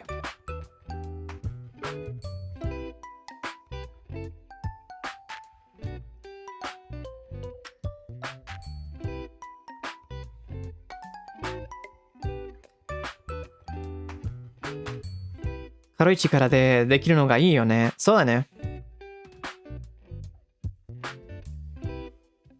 Sometimes the coffee bean is more expensive than the equipment. Sometimes. I mean, the drippers are pretty inexpensive, so it makes sense for coffee to be more expensive than that. But then the grinder, it's kind of surprising, right? But I mean, in the end, in terms of like how often you're buying coffee beans are always gonna be more expensive in the end. Even if you buy like an industry grade grinder, an electric grinder. Someone asked, I think, are hand grinders better than electric grinders? And I think usually, I mean, if you compare that best of the best, electric grinders are probably gonna be better. But you're talking about industry grade electric grinders, like thousands of dollars spent into a grinder. If you're talking about like brewing for yourself, usually it's gonna be way more affordable to get a good hand grinder than a good electric grinder. Because the thing is, like, a lot of electric grinders are not on the budget level. The components are not as comparable to the hand grinders. So I mean, you're paying for the convenience, right? I think someone used the blender. I think they meant that as a joke. But there are also some blade grinders that are super cheap and electric, but those do not use burr and those will not evenly grind the beans. They will just like slash everything and shred everything. So you're gonna have a very uneven grind. So I don't recommend those. However, the most important component is gonna always be the beans, right? So I think many creators say this. If you have the choice between having good beans and just like a blade grinder, no dripper, no kettle, or like no gooseneck kettle, compared to like pretty like maybe store-bought beans, like supermarket beans, but with like the best dripper, the best grinder, and like the most detailed kettle, the former is always gonna taste better, right? Even if you have the worst equipment possible. The beans and the water are the most important things. もちろん一番大事なことは豆とお湯ね。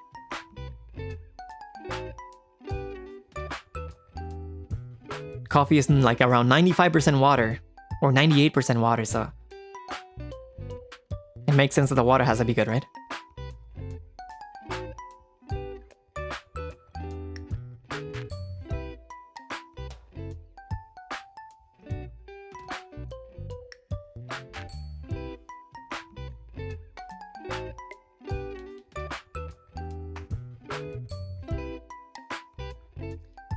ね、普段なんで電動グラインダーだからハンドグラインダーおすすめから選んでみたい。おすすめしたブランドキングラインダーとかティーモアとかイージープレットとかいろんな種類があって、多分みんな検索したらみんな一番なんか似合ってるのやつは絶対に見つけると思う。例えば豆の量とか時々 20g までできるのグラインダーがあるけど、多分 30g 必要な人があるから、がいるから多分 30g の 30g できる買った方がいいよね。そんな感じ。だから、モデルよりブランドをおすすめしてる。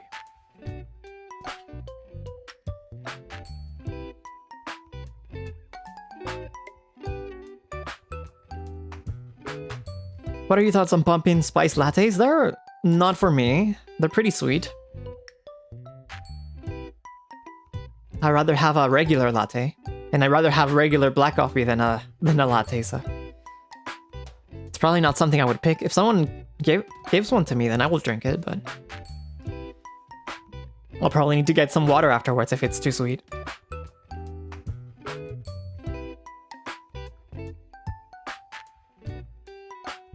My family really likes hunting for unique local beans that have strong scent, like authentic luwak coffee beans. They can be really expensive. That's really cool though. You can maybe steal some beans from your family then. Borrow some beans from your family.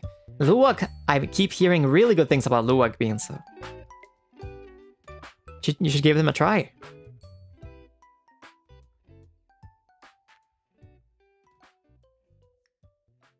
Black coffee with pumpkin bread? That sounds nice. That sounds nice. I don't think I've had pumpkin bread. I've had pumpkin pie, but not bread.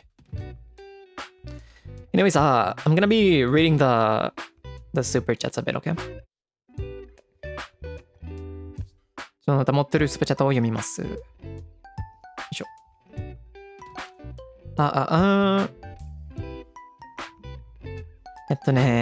ムボンボン。スーパーチャットありがとうございます。コーヒー雑談ありがとうございます。コーヒーを入れる時の、技術もたくさん教えてもらえて、勉強になりました。フリオくんも良い一日を。ありがとうございますね。いろいろ、なんかコーヒーのことを話すのが好きだから、みんなをちゃんと聞いてくれて、なんかいっぱい聞いてくれてありがとうございますね。嬉しいです。銀さん、それちゃんとありがとうございます。おはようフリオ。久々のコーヒー雑談ありがとう。今回の豆は甘そうで、マーメイドカフェのコーヒーを思い出した。最近寒くなってきて起きるの大変だけど、でも配信に入れて起きてよかった。美味しい豆をたくさん味わいましょう。Frio and everyone have a nice week. ありがとうございますね。そうなんだ。なんかマーメイドコーヒーで甘いコーヒーを注文したの？いいよね。マーメイドコーヒー寄った時に、池袋のね。なんか甘いより、なんかもっと、フルーティー感じがあったね。パイナップル味わいのコロンビアゲイシャを頼んだよ。マジで美味しかったわ。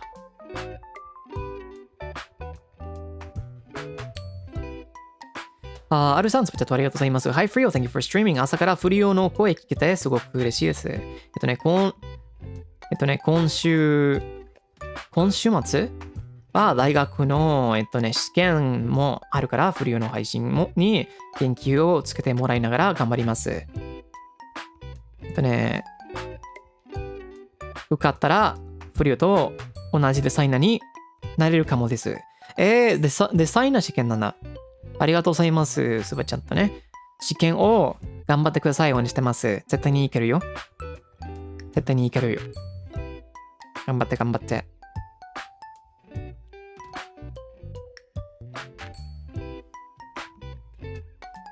This is really cool. Like, someone just shared with us that they're taking a test this weekend, and if they pass the exam, they can become a designer like me. So that's really cool. A design-related test. I hope everyone taking exams this season do their best. I'm rooting on everyone. Okay, you guys got this. 頑張れ。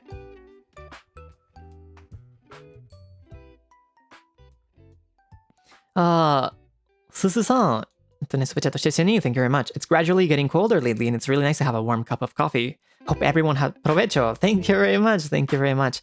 Yeah, no, I'm really glad the weather's changing. Trust me, like brewing warm coffee in the summer was not the best. But But I still need my coffee. Not for the caffeine, but for the happiness that it brings me. So I'm glad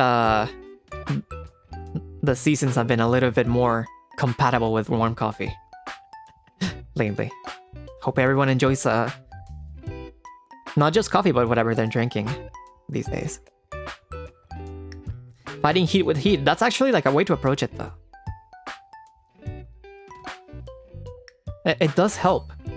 Maybe when you're drinking it, it's not the most pleasurable experience, but it does help because when you drink something warm on hot days, your body will get used to the heat, to the warm drink, and it won't feel as bad compared to like if you're drinking something cold. You'll feel the temporary relief, but then you'll feel hot right after, right? That's why a lot of cultures like drinking hot soups whenever it's summer. That way your internal body temperature gets used to it. La experiencia de comer sopa llegando al cole, sí, ¿no? Pero pues es que por una razón no tu cuerpo se acostumbra al calor y ya no se siente tanto. Por supuesto, cuando lo estás comiendo, no, tal vez no es lo más placentero, pero sí ayuda.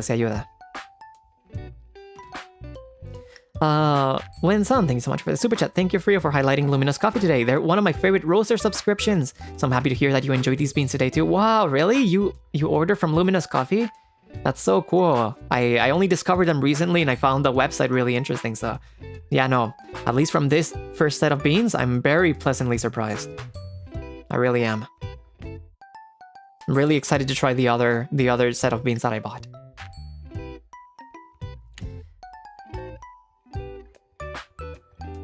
Thank you very much. ニャーマさん、スパチャットありがとうございます。コーヒー殺談ありがとう。この配信を聞きながら、新しい豆を注文しました。今回は初めて、コーナーではなく、豆の状態で、注文したので、自分で引いて入れるのが楽しみです。そうなんだ。初めてなんだね。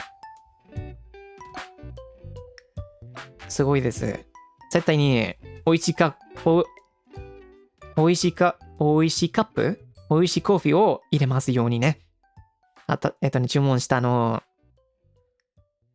豆、結構エンジョイしてね。ありがとうございます。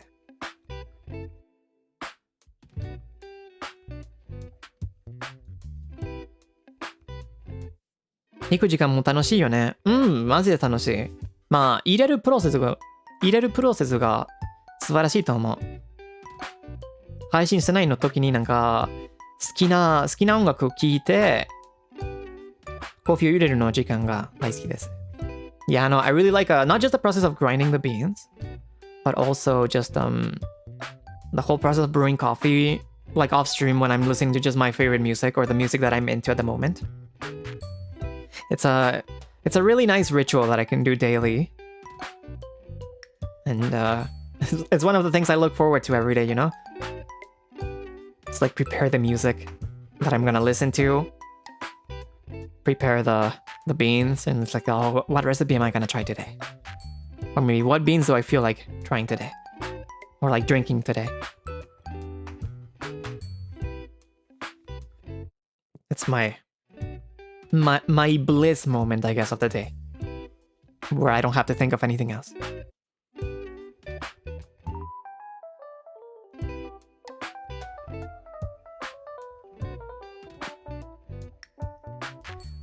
DMC, thanks so much for the super chat. Shishir for coffee Zatsu today, Capitan.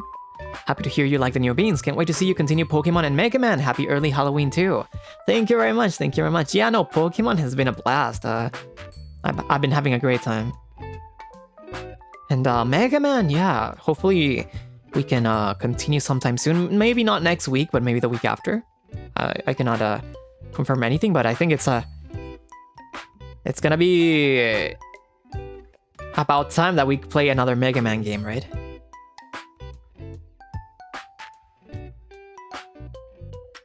It's gonna be fun. That's gonna be fun. Thank you very much. Nariko-san, super chat ありがとうございます。I get energy from your morning Zatsu at the start of the day/week. Thank you for the stream and have a nice weekend. Likewise, you have a great week as well. Thank you very much. I'm glad my coffee Zatsus are to your liking and that I can help your week. Thank you very much.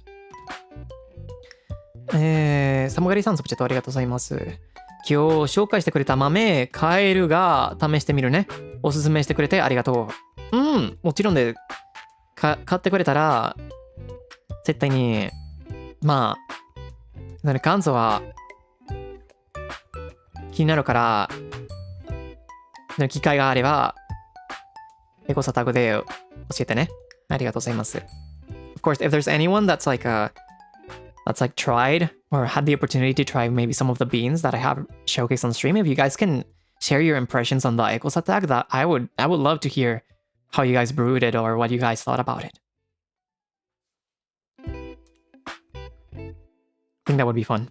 もちろん誰か紹介してくれた豆を買ってくれたら、感想をエゴサタグで共有してくれたらいいと思うね。マジで気になるわ。レシピとか、感想とか、面白そう。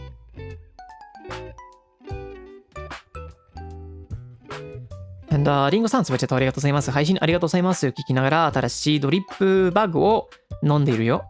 今週も楽しく過ごすように。ありがとうございます。ドリップバッグを、美味しかったら嬉しいね。エンジョイしてね。ありがとうございます。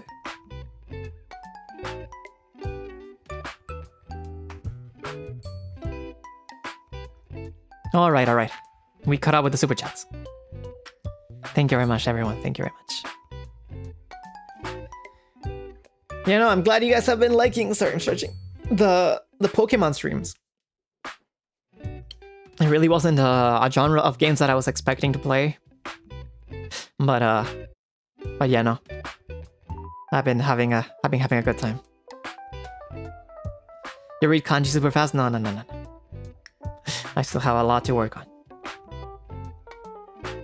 The only thing that's just been a shame, right, has been all the technical difficulties that we have been experiencing lately. Specifically the stream drops, which we haven't experienced today, by the way. It's really something that I was really sure that I figured what the root of the issue was and I had fixed it, but in the end, I don't think that was the case at all. It really wasn't. Let me go full encoding nerd mode here. So, back then, I had a certain amount of limited upload speed, and the bitrate that I set my streams to were under that upload speed, so that I have some headroom and it never goes further than the limits that my internet could provide, right? But I noticed that sometimes the encoder in my streams, depending on how complex the image in-game is, it can spike to a little bit higher than what I set it to. So I thought, oh, maybe it's spiking higher than my upload speed and it's causing my stream to drop. That happened once in Neva when the amount of film grain in the game was causing the encoder to just spike way higher than I set it to.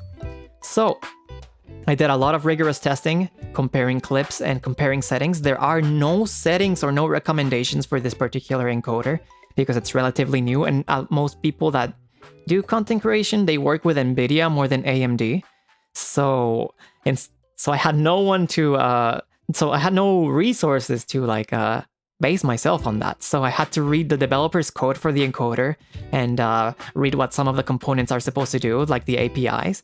And then I had to do some testing myself. And I managed to find a few components from the encoder that if I add it as a custom FFmpeg command on OBS, I can actually control and tighten the bitrate so it does not spike as much. So after I did that, I noticed the bitrate was not changing as much. So I thought, okay, I finally managed it. It won't spike, so the stream should not drop. However, it still happened. It happened in Silksong, it happened in Pokemon, which aren't even super complex games to encode, right? So I wondered, what is the issue then? In the end, because it didn't happen in Night Rain and it didn't happen on Little Nightmares either. So I don't know, I thought maybe in the end it's just there's not enough headroom in my upload speed. And after yesterday, I had enough and I went ahead and upgraded my internet plan. There was a pretty decent deal, so now I have more than double my upload speed. And while I was testing last night, the issue still persists. It does not happen all the time, but it happens pretty often. So my only theory so far is that perhaps my ISP is throttling the amount of traffic, the RTMP traffic that I'm using, because that's the protocol that YouTube uses, that I'm streaming to. Because maybe I'm streaming at a very high bitrate for the sake of me trying to deliver it at the highest quality I can. And maybe it's a little bit too much for the ISP, so they're throttling my speed. So I don't know, I'm gonna maybe have to like contact them and see if there's something that I can do about it, because it does not seem to be on YouTube's end, and it does not seem to be on my network's end, because my network's fine. It's only when I'm streaming. So, for example, for this coffee Zatsu, I'm just speaking on with a cafe in the background, right? So I don't really need a lot of bitrate, so I lowered it to something pretty low, like around 1300. And now I'm not getting any drops, right? But if I go anywhere beyond 20,000, it can get pretty unstable, depending on how lucky I get. So yeah, no, it's been kind of frustrating to deal with, because one thing is like a problem that I can do something about it, but if it's something that I cannot do anything about, it's kind of, oh man, what should I do? I even upgraded my plan, so now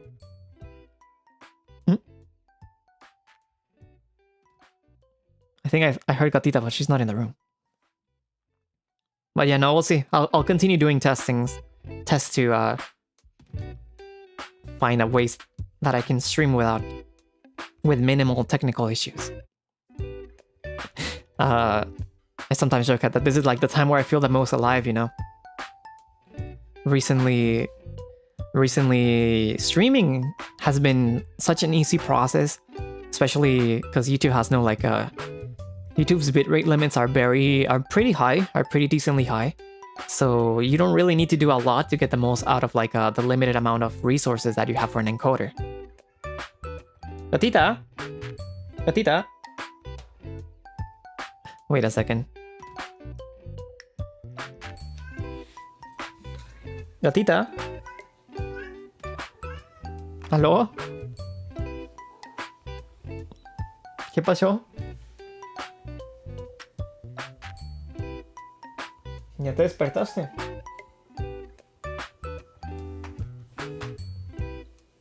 I think Gatita woke up from her nap. Gatita-chanが昼寝から起きたみたいね。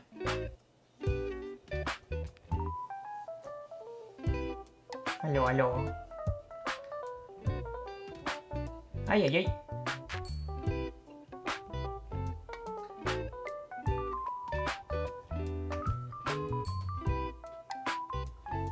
Alright, alright. Or maybe she's telling me to shut up. Maybe he's like, you're yapping too much, let me sleep.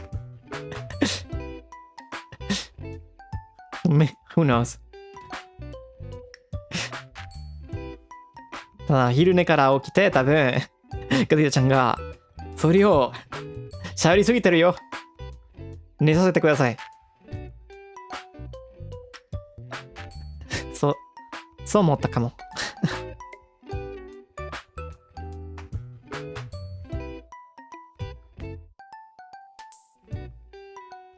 But yeah, no, what was I saying? Is that yeah, like before encoding for my activities as a library has been so easy that there's really nothing exciting about it. But now, like back when I had to find a way to get the best quality out of the limited amount of upload speed that I had, and changing the components and reading the code, trying to solve this issue that I had, I don't know, I felt so alive, you know. It really took me back to like researching encoders, especially the X2641 one back in the old days, and trying to find the best way to optimize for streaming or for encoding. Like changing the amount of B frames, changing the amount of AQ, how strong it is, the effects on resolution, the effects on frame rate. And the thing with encoding, right? There's no definite answer. There's no best settings for anything. It's really always going to depend on the game you're playing, on the kind of thing you're streaming, the kind of thing you're encoding, how fast you play the game. Like if you play a game while moving the camera slowly, and if you play a game like moving the camera really fast, like a competitive FPS, it's you have to use different settings. So to get the most out of it, right? There's some general stuff that you can do, and most people don't really care about that. But I'm pretty nerdy about these things, so. It's been an interesting time. There's a little bit of frustration because it affects my actual activities, but been trying to find a solution has been fun. それずっと英語で説明したけど、まあ日本語でも説明してみるね。頑張るわ。I'm gonna try explain the same thing in Japanese because well, I'll do my best. そうね、エンコードに通してね。エンコーディングに通して。やっぱりなんか、まあ最近、よく配信がラグってるね。マジで、3年だよ。最近。そして、あの問題を直すためにいろいろ検索したね。僕はエンコーディングのオタクがなんか理論があったね。理論があった。多分なんか、投稿できるの、原点は多分、時々、エンコーダが、エンコードするの難しい時に、なんかゲームとかナイトレインとかで、設定してるのビットレート以上に、配信してたから、多分、アップロードスピードの限定以上にスパイクにしてたから、じゃあ多分、配信が落ちてたね。そう思ったけど、だから、今使ってるのエンコーダの設定をいろいろ、研究してたね。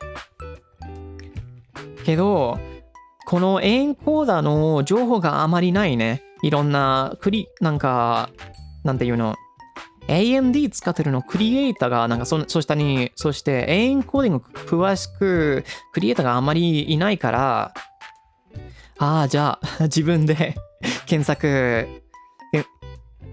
しておこうと思ったね。だからエンコーダのコードをいろいろ読んで、工事機のドキュメントをいろいろ読んで、じゃあいろんなエンコーダのコンポーネントをテストして、やっぱりなんかビートレートをコントロールできるようになりました。けど、それなのにまだ配信が落ちてたから、じゃあ、やっぱりなんかエンコードのせいじゃなかったか。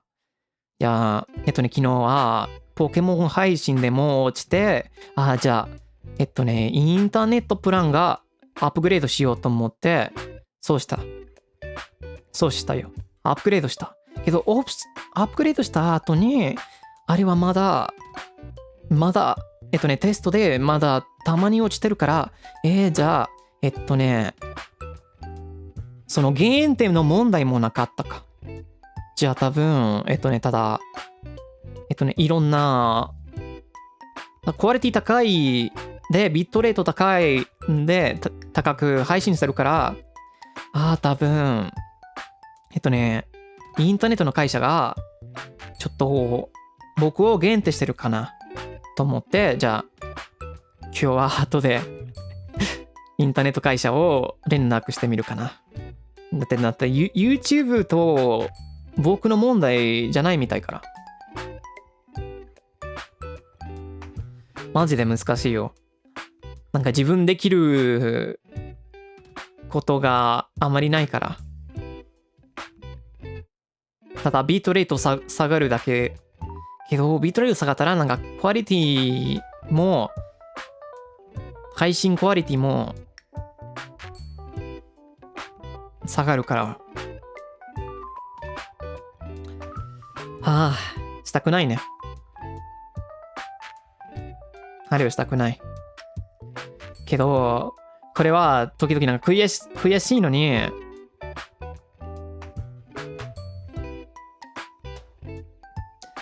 に、まあ、昔の時を思い出してマジで楽しかったよ。なんかいろんな、エンコーディングの経験して、いろいろの設定を比べて、限定で一番できるのクオリティを、なんていうの、訂正するのを、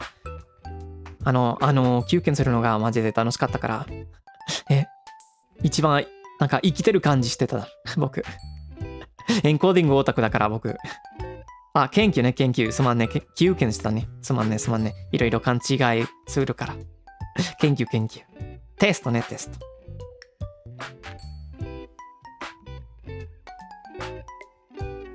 YouTube のサーバー時代はどうしようもない時がある。そうだけど、僕の問題は、YouTube の関係ない気がするね。マジで、頻繁に起きてるから。ただ、インターネットの会社の問題みたいな感じ。英語で throttling って言うけど、日本語でなんて言うの？ throttling。まあ、辞書で調べたら、握りつぶしって出るよ。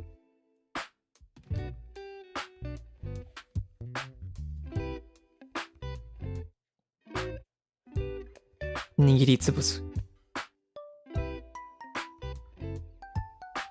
まあ、この話で使うのはわからんけどね。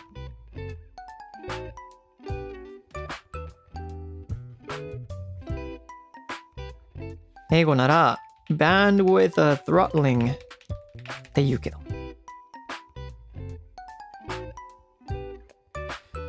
Alright. I think I managed to somewhat explain it in Japanese. These terms are a little bit hard to translate, but I did my best. 頑張ったね。片言で説明するの。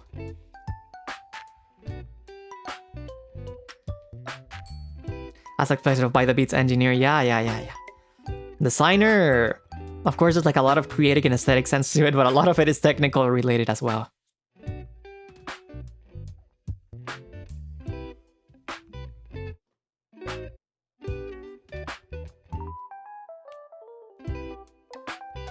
But yeah, no, if it's about encoding, I could talk about it for a long time. I really could. It's something that I've invested a lot of time learning into just because I found it so interesting how a lot of things can influence the way that a video comes out whenever you encode it.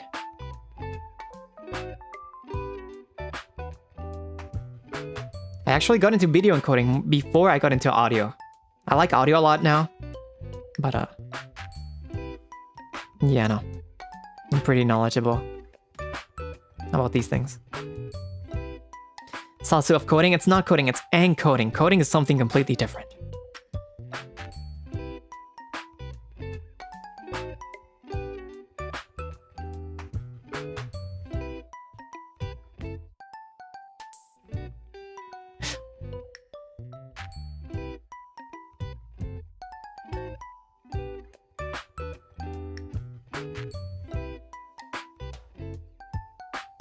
Do you think knowing encoding made audio easier for you? They're really not related much at all, so I don't think so.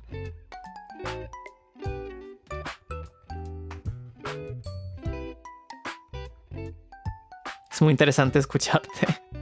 Gracias.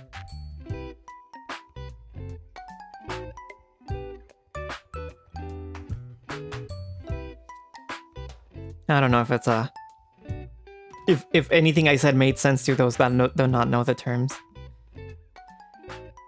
But basically, to put it simply, in order to send a stream or a video, you need data to fill it, right? You need what is called bits. And the more bits you have, the more detail the video, the outcome is gonna have. So basically think about it as like a canvas. And wait, let me see if I can pull out something.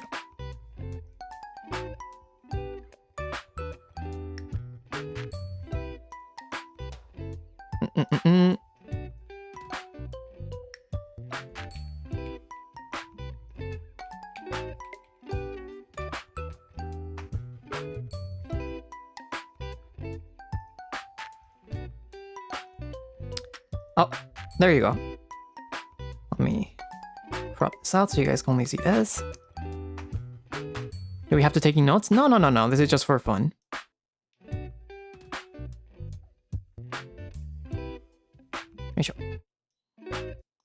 Let's see if I can explain this in a way that makes sense. ちょっとなんかビートレートを説明してみるね。So, let's see. Does this work? Maybe I need to... Okay, something like this maybe? Alright, so let's think our resolution is the canvas, right? It's a canvas, this is the resolution. I'm using my mouse here, so please do not mind my handwriting. マウスで書いてるから許してね。Resolution. Let's say it's the usual 1920 by 1080. All right. And then the amount of data, like we're gonna say it's the paint, are the bits. Let's use a red over here. Bits. So that's the paint, right? So how much bits or how much bitrate we allocate to the video is how much data the video is gonna have per second, right? It's bits per second. So how much bits will our screen have at a time? So if let's say I have a, let's say we do 5,000 bits per second. If we do 5,000 bits per second, the amount of bits are gonna have to be stretched to fill the canvas, right? But sometimes look at all these blank spaces. There's not enough bits in order to fit the canvas. So that's when this happens, the video gets pixelated. The video will get blurry. There's a lot of algorithm related things and components that encoders will have that can use to become a little bit more efficient. But it's not gonna be, it's still not gonna be enough. You cannot get a perfect result. However, so this is with like 5k bits per second. But let's say we do 50k. Let's remove this. If we do 50k bits per second, then the amount of data we use will be bigger. So we're filling in more gaps because more bits will be able to be allocated to the canvas. And that way we're going to be able to retain way more detail in the screen.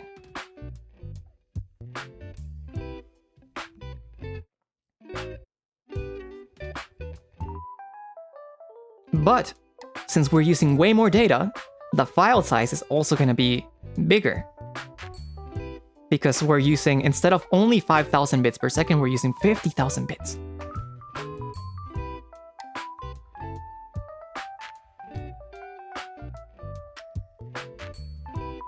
Which is actually like kilobits. It's not actually bits. It would be way more bits, but it would actually be kilobits. So 50,000 kilobits compared to 5,000 kilobits. And then the higher resolution we go, because I don't stream in 1080p, I stream in 1440p. The bigger the canvas is gonna get, and the more data I need.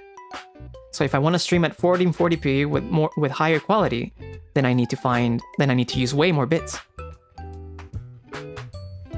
And so it's important to try balance between resolution bits and your internet connection if you're streaming, because then you can only stream what your internet speed allows you to, right? That's what your upload speed is for. Because in the end, you're sending data live. When you're doing stuff offline, it's you're doing it all locally, so you don't really need to worry about how heavy a file is or how much data you're using. But when you're doing it to a streaming service, and each streaming service is gonna have a different amount of limits, you have to pay attention to these things. So yeah, no, that's today's lesson on bitrate. 今日のなんかビットレート講座だったね。ただ簡単に説明すると、レソリューションが、なんか画面サイズが、キャンバスみたいね。そしてなんか使ってるビットレートが、なんかペイントみたいな感じね。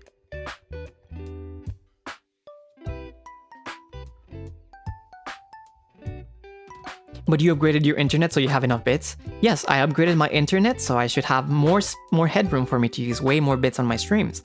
However, if I go past a certain time, my streams keep dropping, so now I need to figure out what the issue for that is.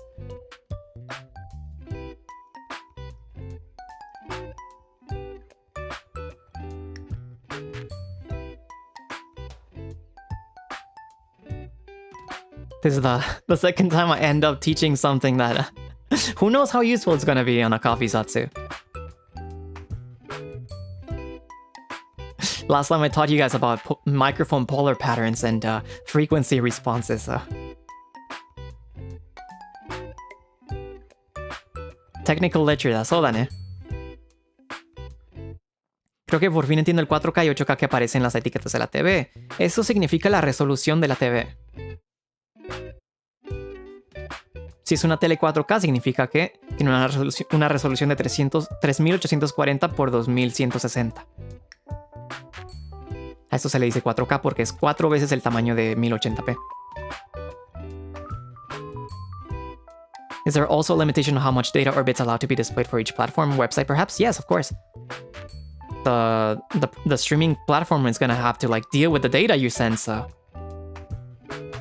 they need to set a limit, otherwise they will run out. What YouTube does something very clever, in that they never keep the raw or the actual file you send. YouTube will very quickly encode and convert everything you send into, so that they can optimize the amount of data that remains in their service. Because otherwise it will get full super fast. That's why compared to other streaming platforms, perhaps you will notice a delay that's larger on YouTube compared to other platforms that deal with it live. However, that makes it so that YouTube can offer a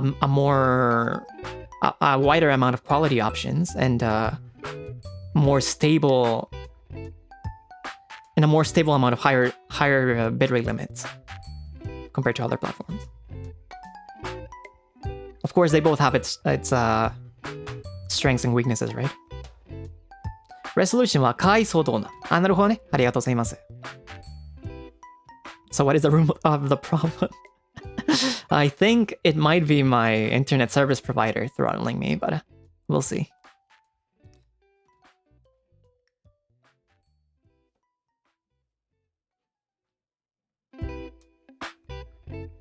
I think after I go to like past a certain amount of bitrate each time, my ISP might think it's something suspicious, so they reduce the speed for me, and that affects the stream.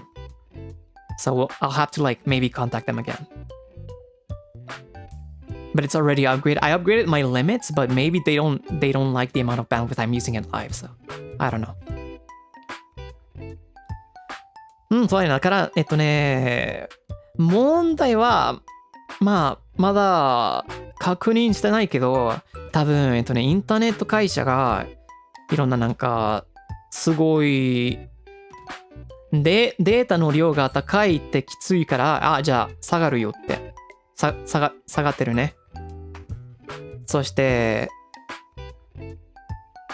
下がってるから、下がるから、多分、だから配信、時々、落ちてるか、頻繁に落ちてるかな。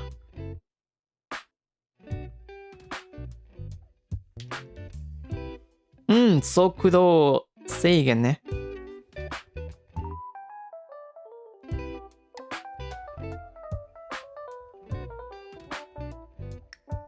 あの感じ、怖いよ。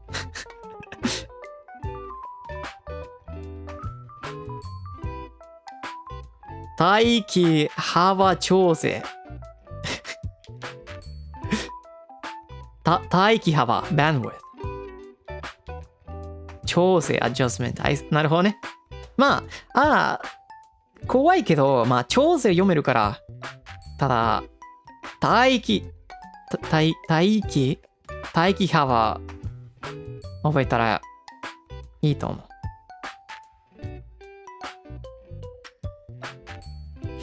But yeah, no, thank you so much everyone for being so patient with my technical issues. I'm gonna definitely find a way to solve this. I do not allow these things to be left unresolved, and I do not give up, so it's gonna be okay eventually. So appreciate your patience. そしてみんな、いろんな技術的な問題が起きるのに、みんなゆっくり待ってるからありがとうございますね、いつも。絶対に僕がこの問題起きるときに全然諦めないから、絶対に直すね。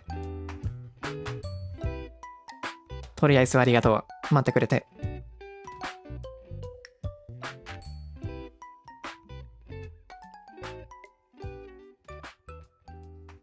The worst thing is like I am doing so much. I'm doing so much just to get like the best quality that YouTube is gonna convert anyways.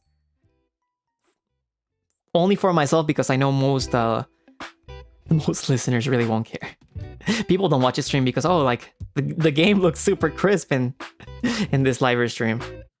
People watch for the live, right? So I think it's like if I streamed at 13,000 bitrate compared to like 50,000, people wouldn't really notice. But I would notice. So this is also I can be satisfied with myself. そうって多分なんか結構余計になんかやりすぎてるかな。なんかだってリサナさんがゲーム画面クオリティよりリサナさんのコンテンツを見るために見てるね。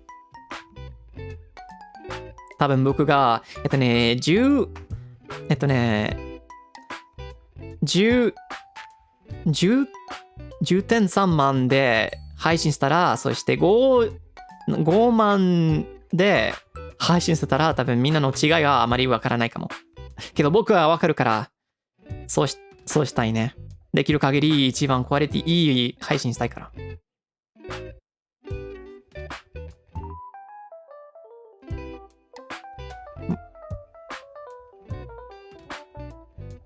僕だけわかることかな。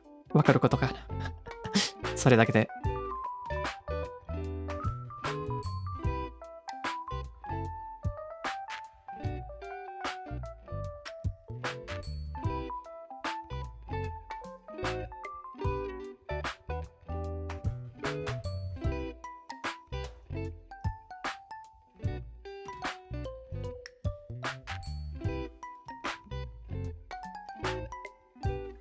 回線会社、確かに回線会社によったけど、まあもちろんなんか設定によるね。一番影響あることが設定だ。設定となんか、ネットの限定ね。ネット限定。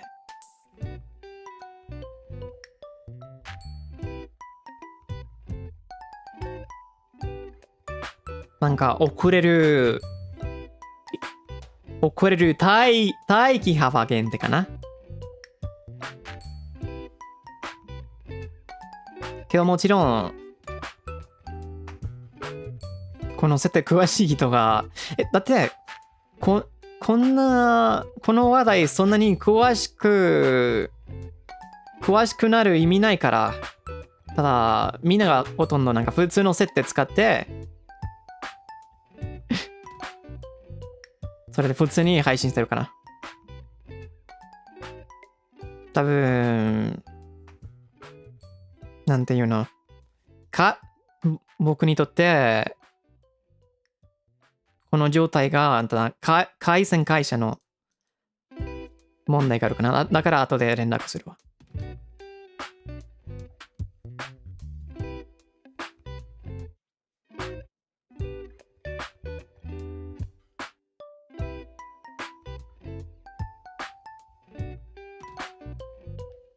ただ僕がオタクだ。小さいオタクだよ。The problem is like a boss to beat. Maybe that's why I like those games also. Maybe that's why. It is like defeating something.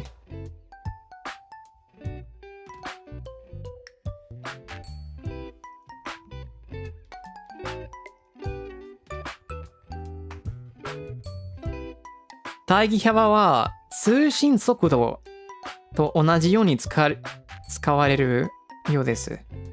そうなんだ。通信速度。Communication speed。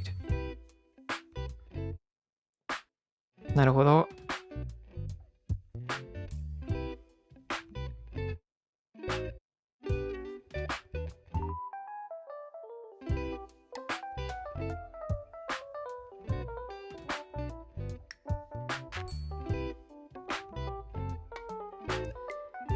Mariano,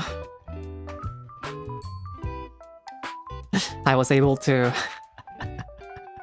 explain what's been keeping me up at night while experimenting after streams all the time. だから、今週はずっとそこまでいろんな研究してたから、この理由だったよ。まあもちろんなんかしようといろんな作業があったけど、これも最近集中してるよね。直したいから。Of course, I also have like a lot of work to do offline, but I've been focusing on fixing this lately. だから毎朝5時に寝てたんだね。まあ多分この問題なかったら多分まだ5時に寝てるかな。寝るリズムはただ逆だよ。日本在住だよ。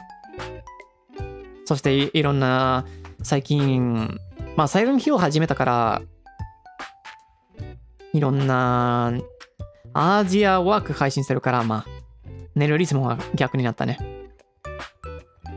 First, I don't want to blame my sleep schedule completely on this because I think even before this happened I was sleeping late, so especially whenever I do constant like Asia time streams.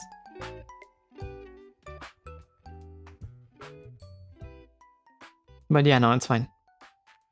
It's all good, it's all good. 日本在住タイムだよ。全然逆だ。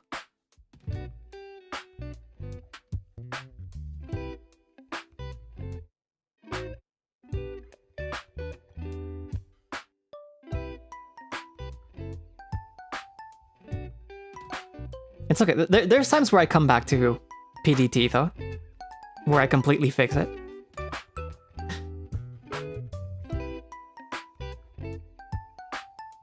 There are some times like that. They don't last much. They don't last long, but there are some times like that.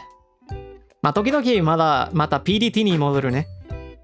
長く長ないけど、長くではないけど。その時あるよ。またちゃんと寝る時に寝てる時。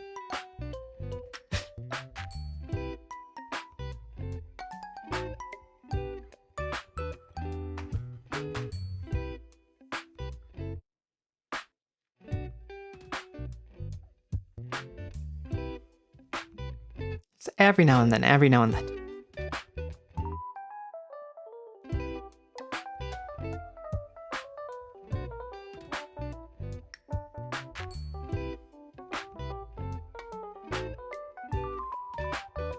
The later you get to see sunlight. I actually almost always wake up before the sun sets, so I'm good.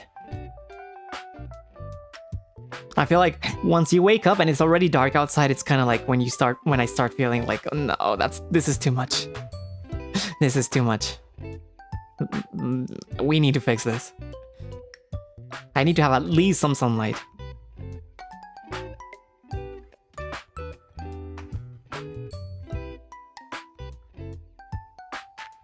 You do not feel like the day is too short? No, not really. In the end, it's the same, right? You're just awake at night. けどもちろんなんかもう起きてもう外に暗いならじゃあ僕ももうダメだって考えるからまあじゃあ少しだけ直さなきゃ寝るリズム。太陽は必要だよ。日本在住でも太陽が必要だから。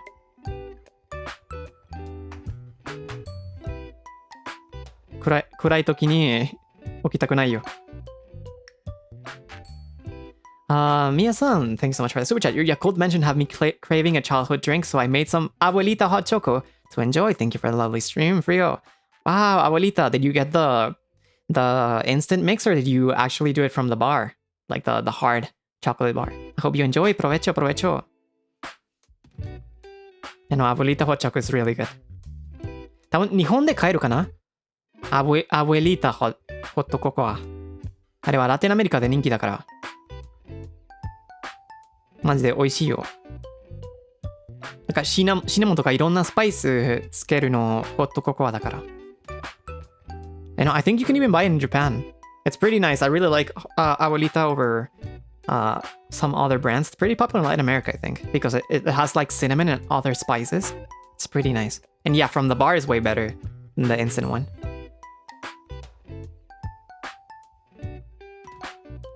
Which is 美味しいよ。スパイスつけるホットココア好きな人におすすめです。アボリータね、スペイン語のおばあちゃんだよ。How often do you make it? Not that often anymore. But I used to have it way more often. A while ago. おばあちゃんのホットココア、そう。チョコラテアボリータって言うよね。Ibarra is good too. Ibarra is good too. That is true, that is true. 日本のはスパイス入ってないですね。そうだね。まあ、アメリカであまりスパイス入ってないかな。ただココアだけ味があると思う。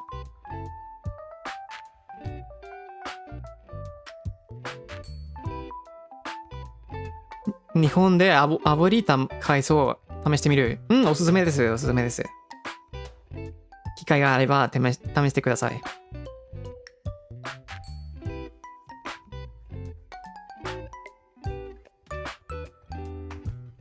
日本にシナモンロールくらいにしかシナモン使わないかも。そうなんだ。僕シナモン大好きだけど。Seems like they say that in Japan they don't really use spiced hot cocoa much, and they don't really use cinnamon much either, so other than for cinnamon rolls. So yeah, no, I recommend anyone that hasn't tried spiced cocoa to try it. No, it doesn't have to be abuelita or even handmade. Spiced hot cocoa is really nice. I think in other countries, in non-Latin American countries, they don't really spice their coffee much, right? It's more of like milk chocolate kind of flavor. That one's a little bit too sweet for me. シナモン香り好き、わかる。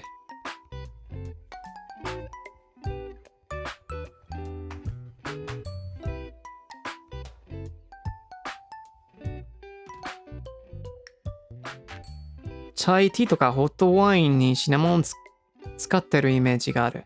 ホットワインは飲んだことないけど、まあチャイティー美味しいよね。You know, chai tea is also pretty nice if you like spice drinks. I think it's really ironic it's just called TT, right? チャイの意味は茶だから、ただ TT って言ってるね、茶。それだけ。面白いです。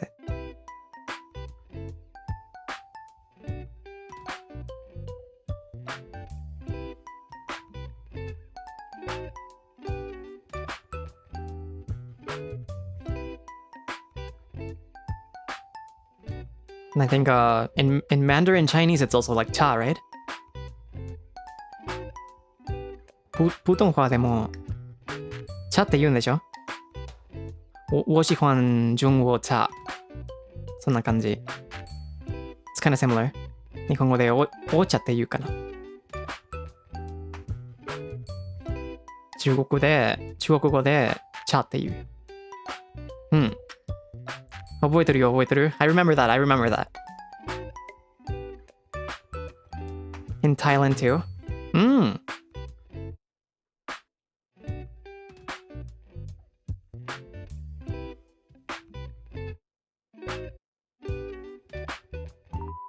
It's like 我喝美国茶 something like that. I drink American tea. Something like that. That's the extent of my Mandarin Chinese abilities.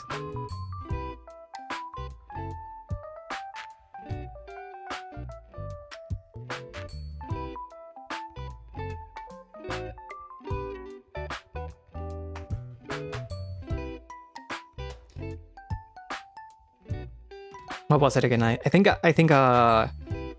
I wanted to say I drank a cup of wine, it's like 我喝一杯葡萄酒啦。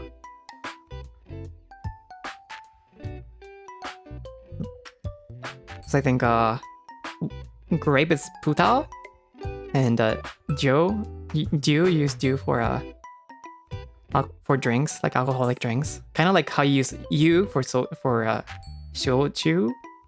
Kind of in Japanese. I don't know. That's the relation I'm doing, but maybe it's completely wrong. That's just how I remembered.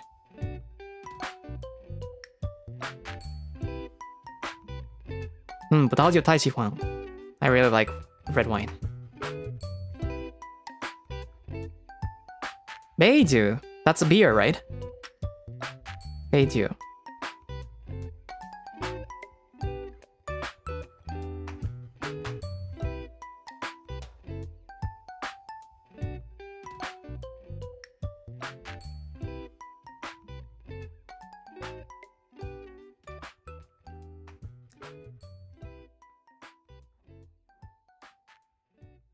중국어いいよね。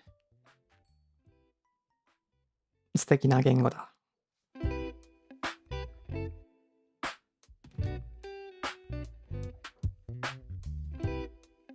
Oh, beer is pijiu. Then what is beiju? Oh, eBay. Oh, eBay is one cup, right? Ah, I said buy, but it's eBay. I see. eBay. Yeah, that's the kanji for like 一杯。日本語でね。If it's in Japanese, you say 一杯 for one cup, and if it's Mandarin Chinese, it's eBay. Yeah, like the website eBay. フリューさんの発音が可愛いね。まあ発音が難しいよね。中国語で。難しいよ。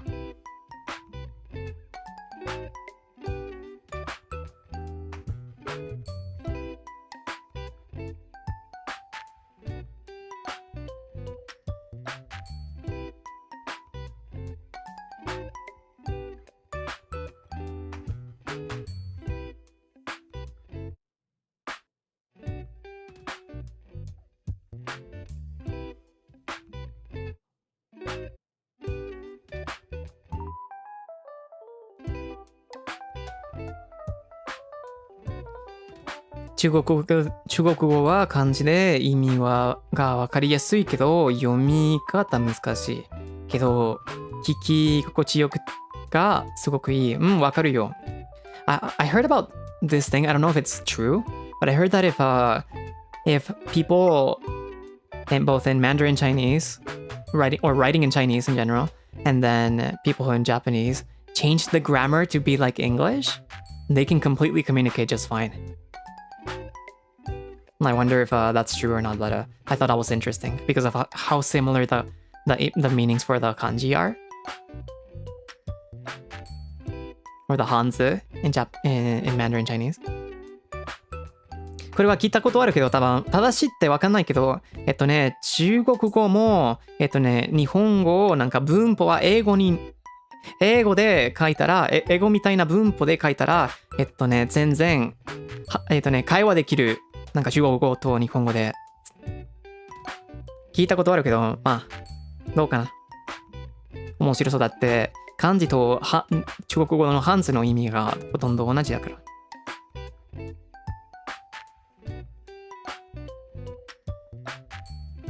Yeah, the kanji communication on X formerly Twitter. Yeah. SNS で見たことあるね。なんか会話ね。いろんな言語で。面白いです。It's very interesting.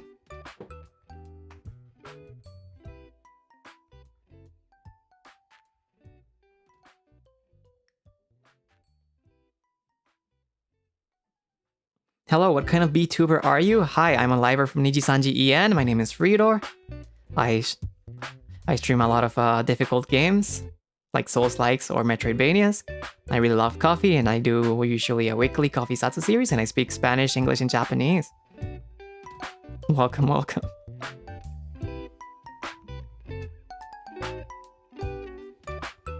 Speaking of which, maybe I should teach you guys a Spanish word of the day, huh? What should I do today? 今日もスペイン語今日のスペイン語言葉を教えようかな。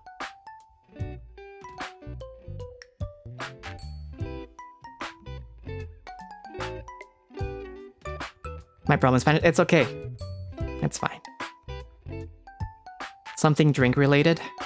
I have already taught you guys strawberries, right? I think I have, but have I? And I think I taught you guys watermelon already.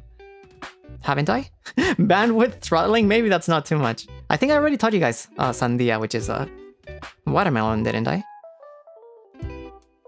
Yeah. So I think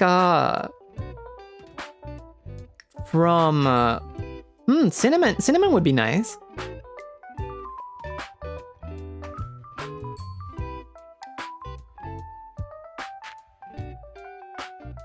Suika も教えたことあるでしょ。まあ、シナモンにしよう今日。あ、sorry about that. I pressed enter by accident. 間違えた。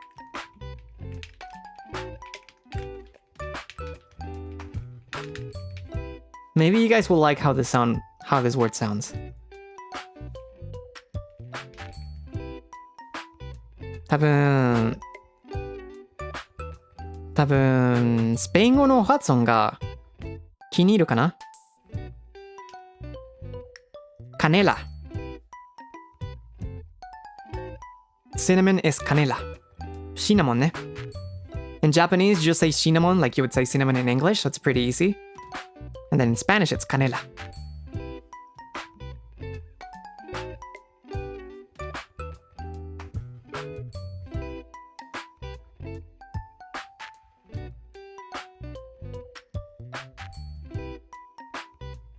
Hatsuon いいよね。カネラ。シナモンロールはカネラロール。スペイン語でロールでカネラかな。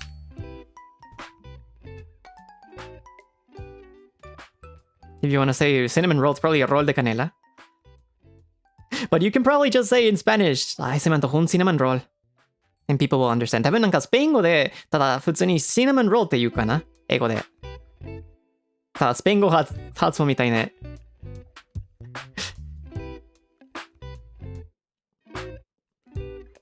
Ay, se me antojó un cinnamon roll. それだけで。Un roll de canela. Casi no escucho roll de canela. なんかあまりロールでカネラは聞かないね。ただ、シナモンロールの方が聞くかな。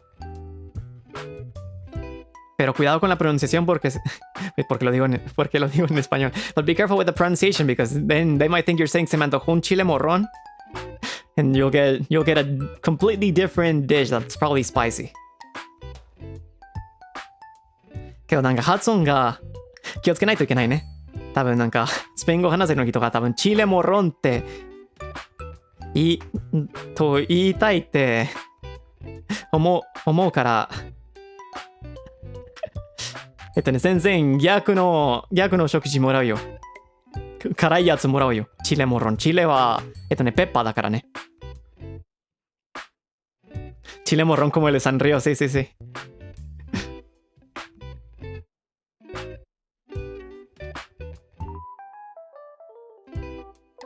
Rol de panela o pan de canela. El pan de canela es diferente, ¿no? El pan de canela no tiene forma de rol. Es más como un... Es como un cuadrado, ¿no? Pero aún tiene ese sabor y esa forma muy parecida al rol de canela. Churro de canela. También puedes decir churro de canela, pero usualmente cuando pienso en churros ya pienso en los de canela, ¿no? Porque esos son los default, los por defecto, ¿no? Tada, cinnamon roll は大丈夫だけど、チレモロンは全然違うよ。まあけど日本人は巻き舌難しいから多分そんなに勘違いされないかも。Maybe like for Japanese speakers, since they struggle with rolling R's, or people that struggle with rolling R's won't have to deal with this problem.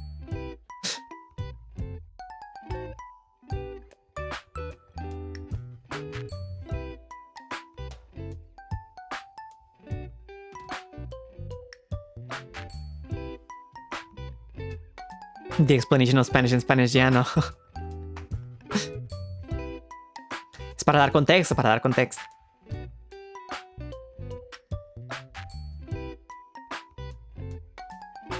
It's also important to come to bakeries instead of restaurant when seeing it, I guess. Unless the restaurant has like desserts, right? Like a bakery. But yeah, no, context is important, right? 巻き舌はできない。諦めないでください。できるよ。絶対にいけるよ。練習したら大丈夫です。応援してやるよ。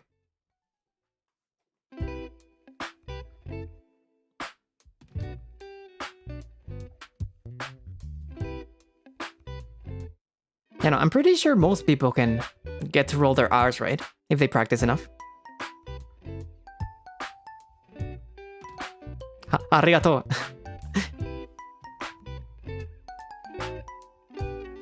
Yeah. Did you learn the language, or are any of them your native language? Like, how hard is it to learn Japanese? My native language is Spanish. Japanese is pretty hard, though. I keep making mistakes so often. But I keep learning as I stream.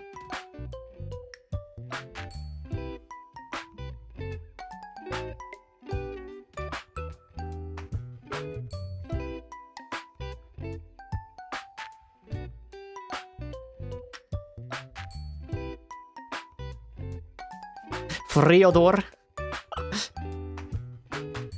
It makes me sound like a...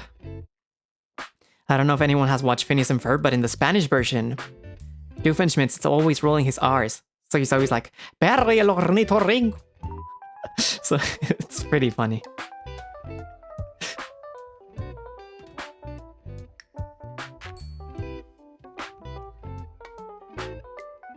Al fin podré derrotar a Perry el ornitorrinco. Something like that. He speaks like that in Spanish.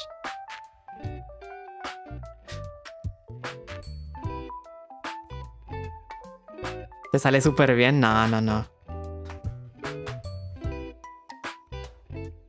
Creo que me sale más como voz de calamardo, ¿no? What? 番組わかるかな？フィニアスとファーブかな？ディズニーの番組でね。アニメーション番組。なんかスペイン語版で、ヴィランがいつも巻き舌で話してるから、ただそれを、あれを、真似してたよ。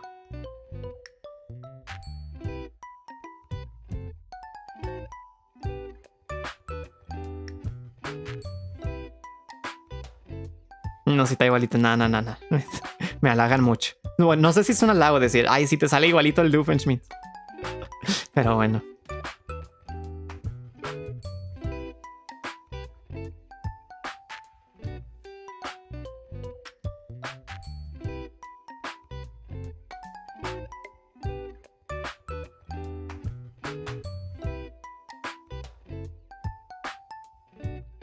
Spanish name is so satisfying to pronounce. Rosy Lorenzo Marquez. I see. They're normal for me, so it's interesting how other people like interpret it, right? For me, like a lot of Chinese or Japanese names are really pretty to me. But maybe like for other people they're also normal, right?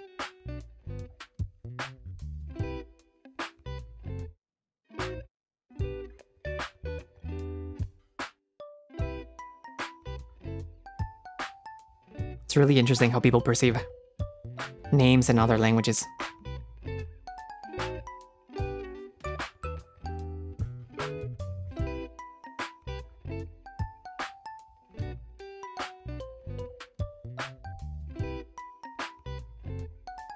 Are you the type to remember names or faces better?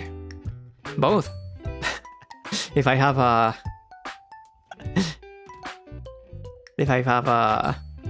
If I'm allowed to have some confidence, then I think I'm pretty good at remembering both and associating names with faces.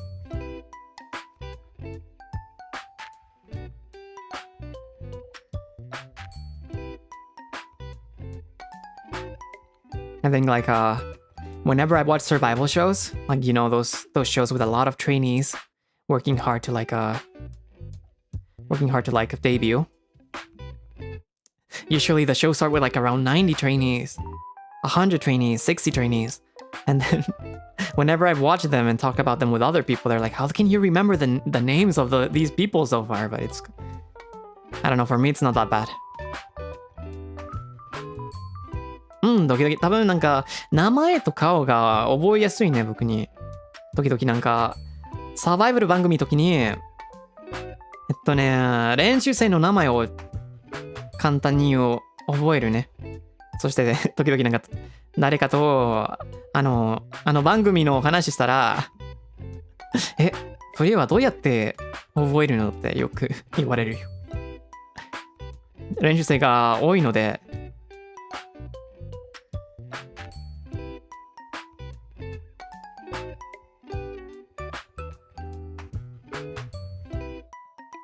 Same for VA. I got surprised with your memory for names.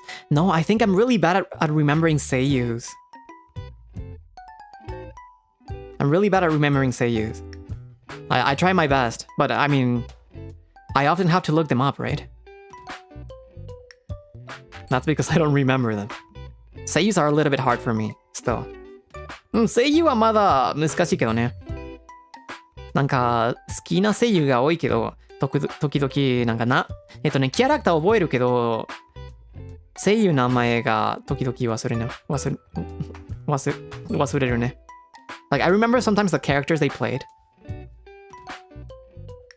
Or I remember only like either the last name or the first name, but then I don't remember the whole thing. But that's because I haven't like immersed myself into it as much.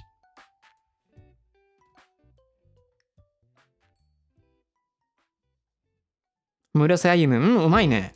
彼が。Murase Ayumu様。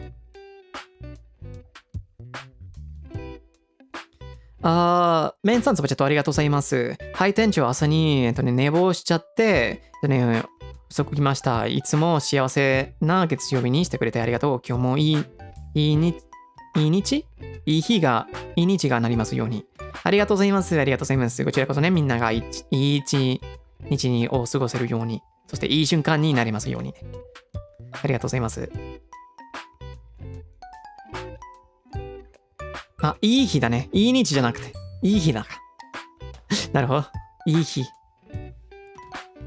日と日はよく勘違いするね。I often confuse the use of 日 and 日。まだまだだね、日本語は。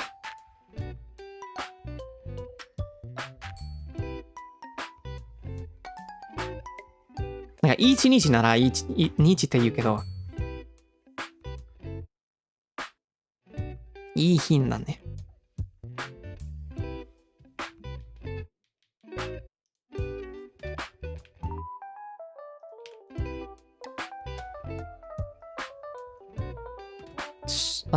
島崎信長さん。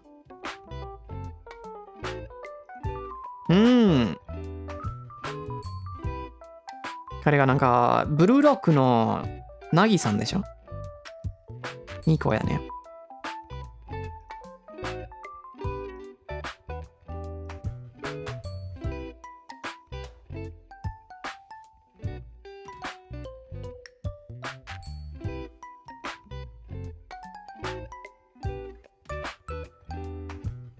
The MC? Wait, he's not Nagi? He's Isagi?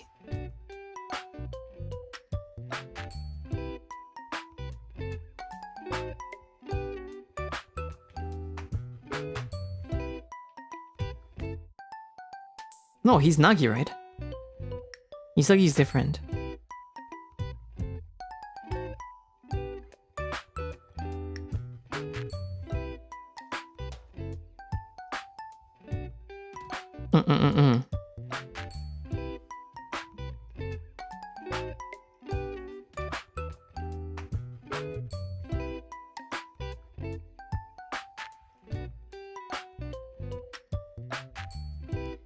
Remembering the tunes of a song is way easier sometimes rather than the song title. Yeah, no. I get that a lot. Sometimes I remember like the melody way more than the lyrics or the song title.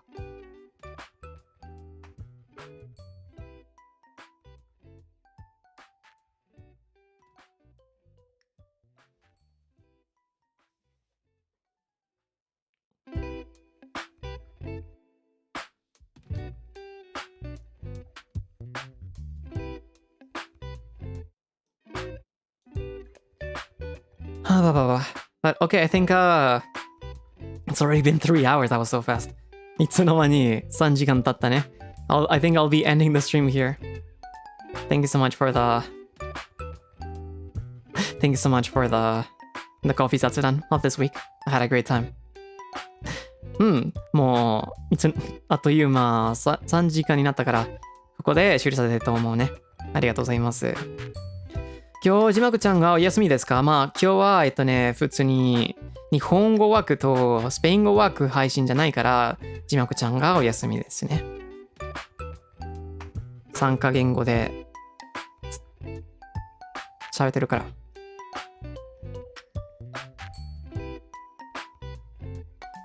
Thank you.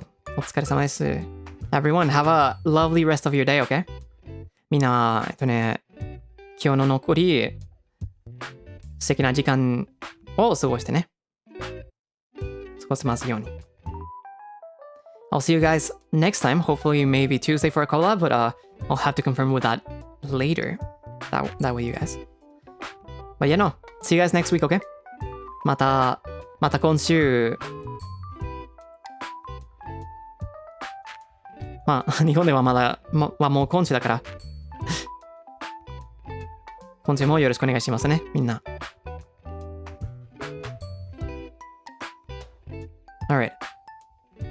So, with that being said, we're gonna be leaving for now. See you guys. Have a good rest of your day, everyone. Que tengan un lindo día, todos. そしてみんな、今日も素敵な、なんかいい一日を。またね。See you guys. Hasta luego.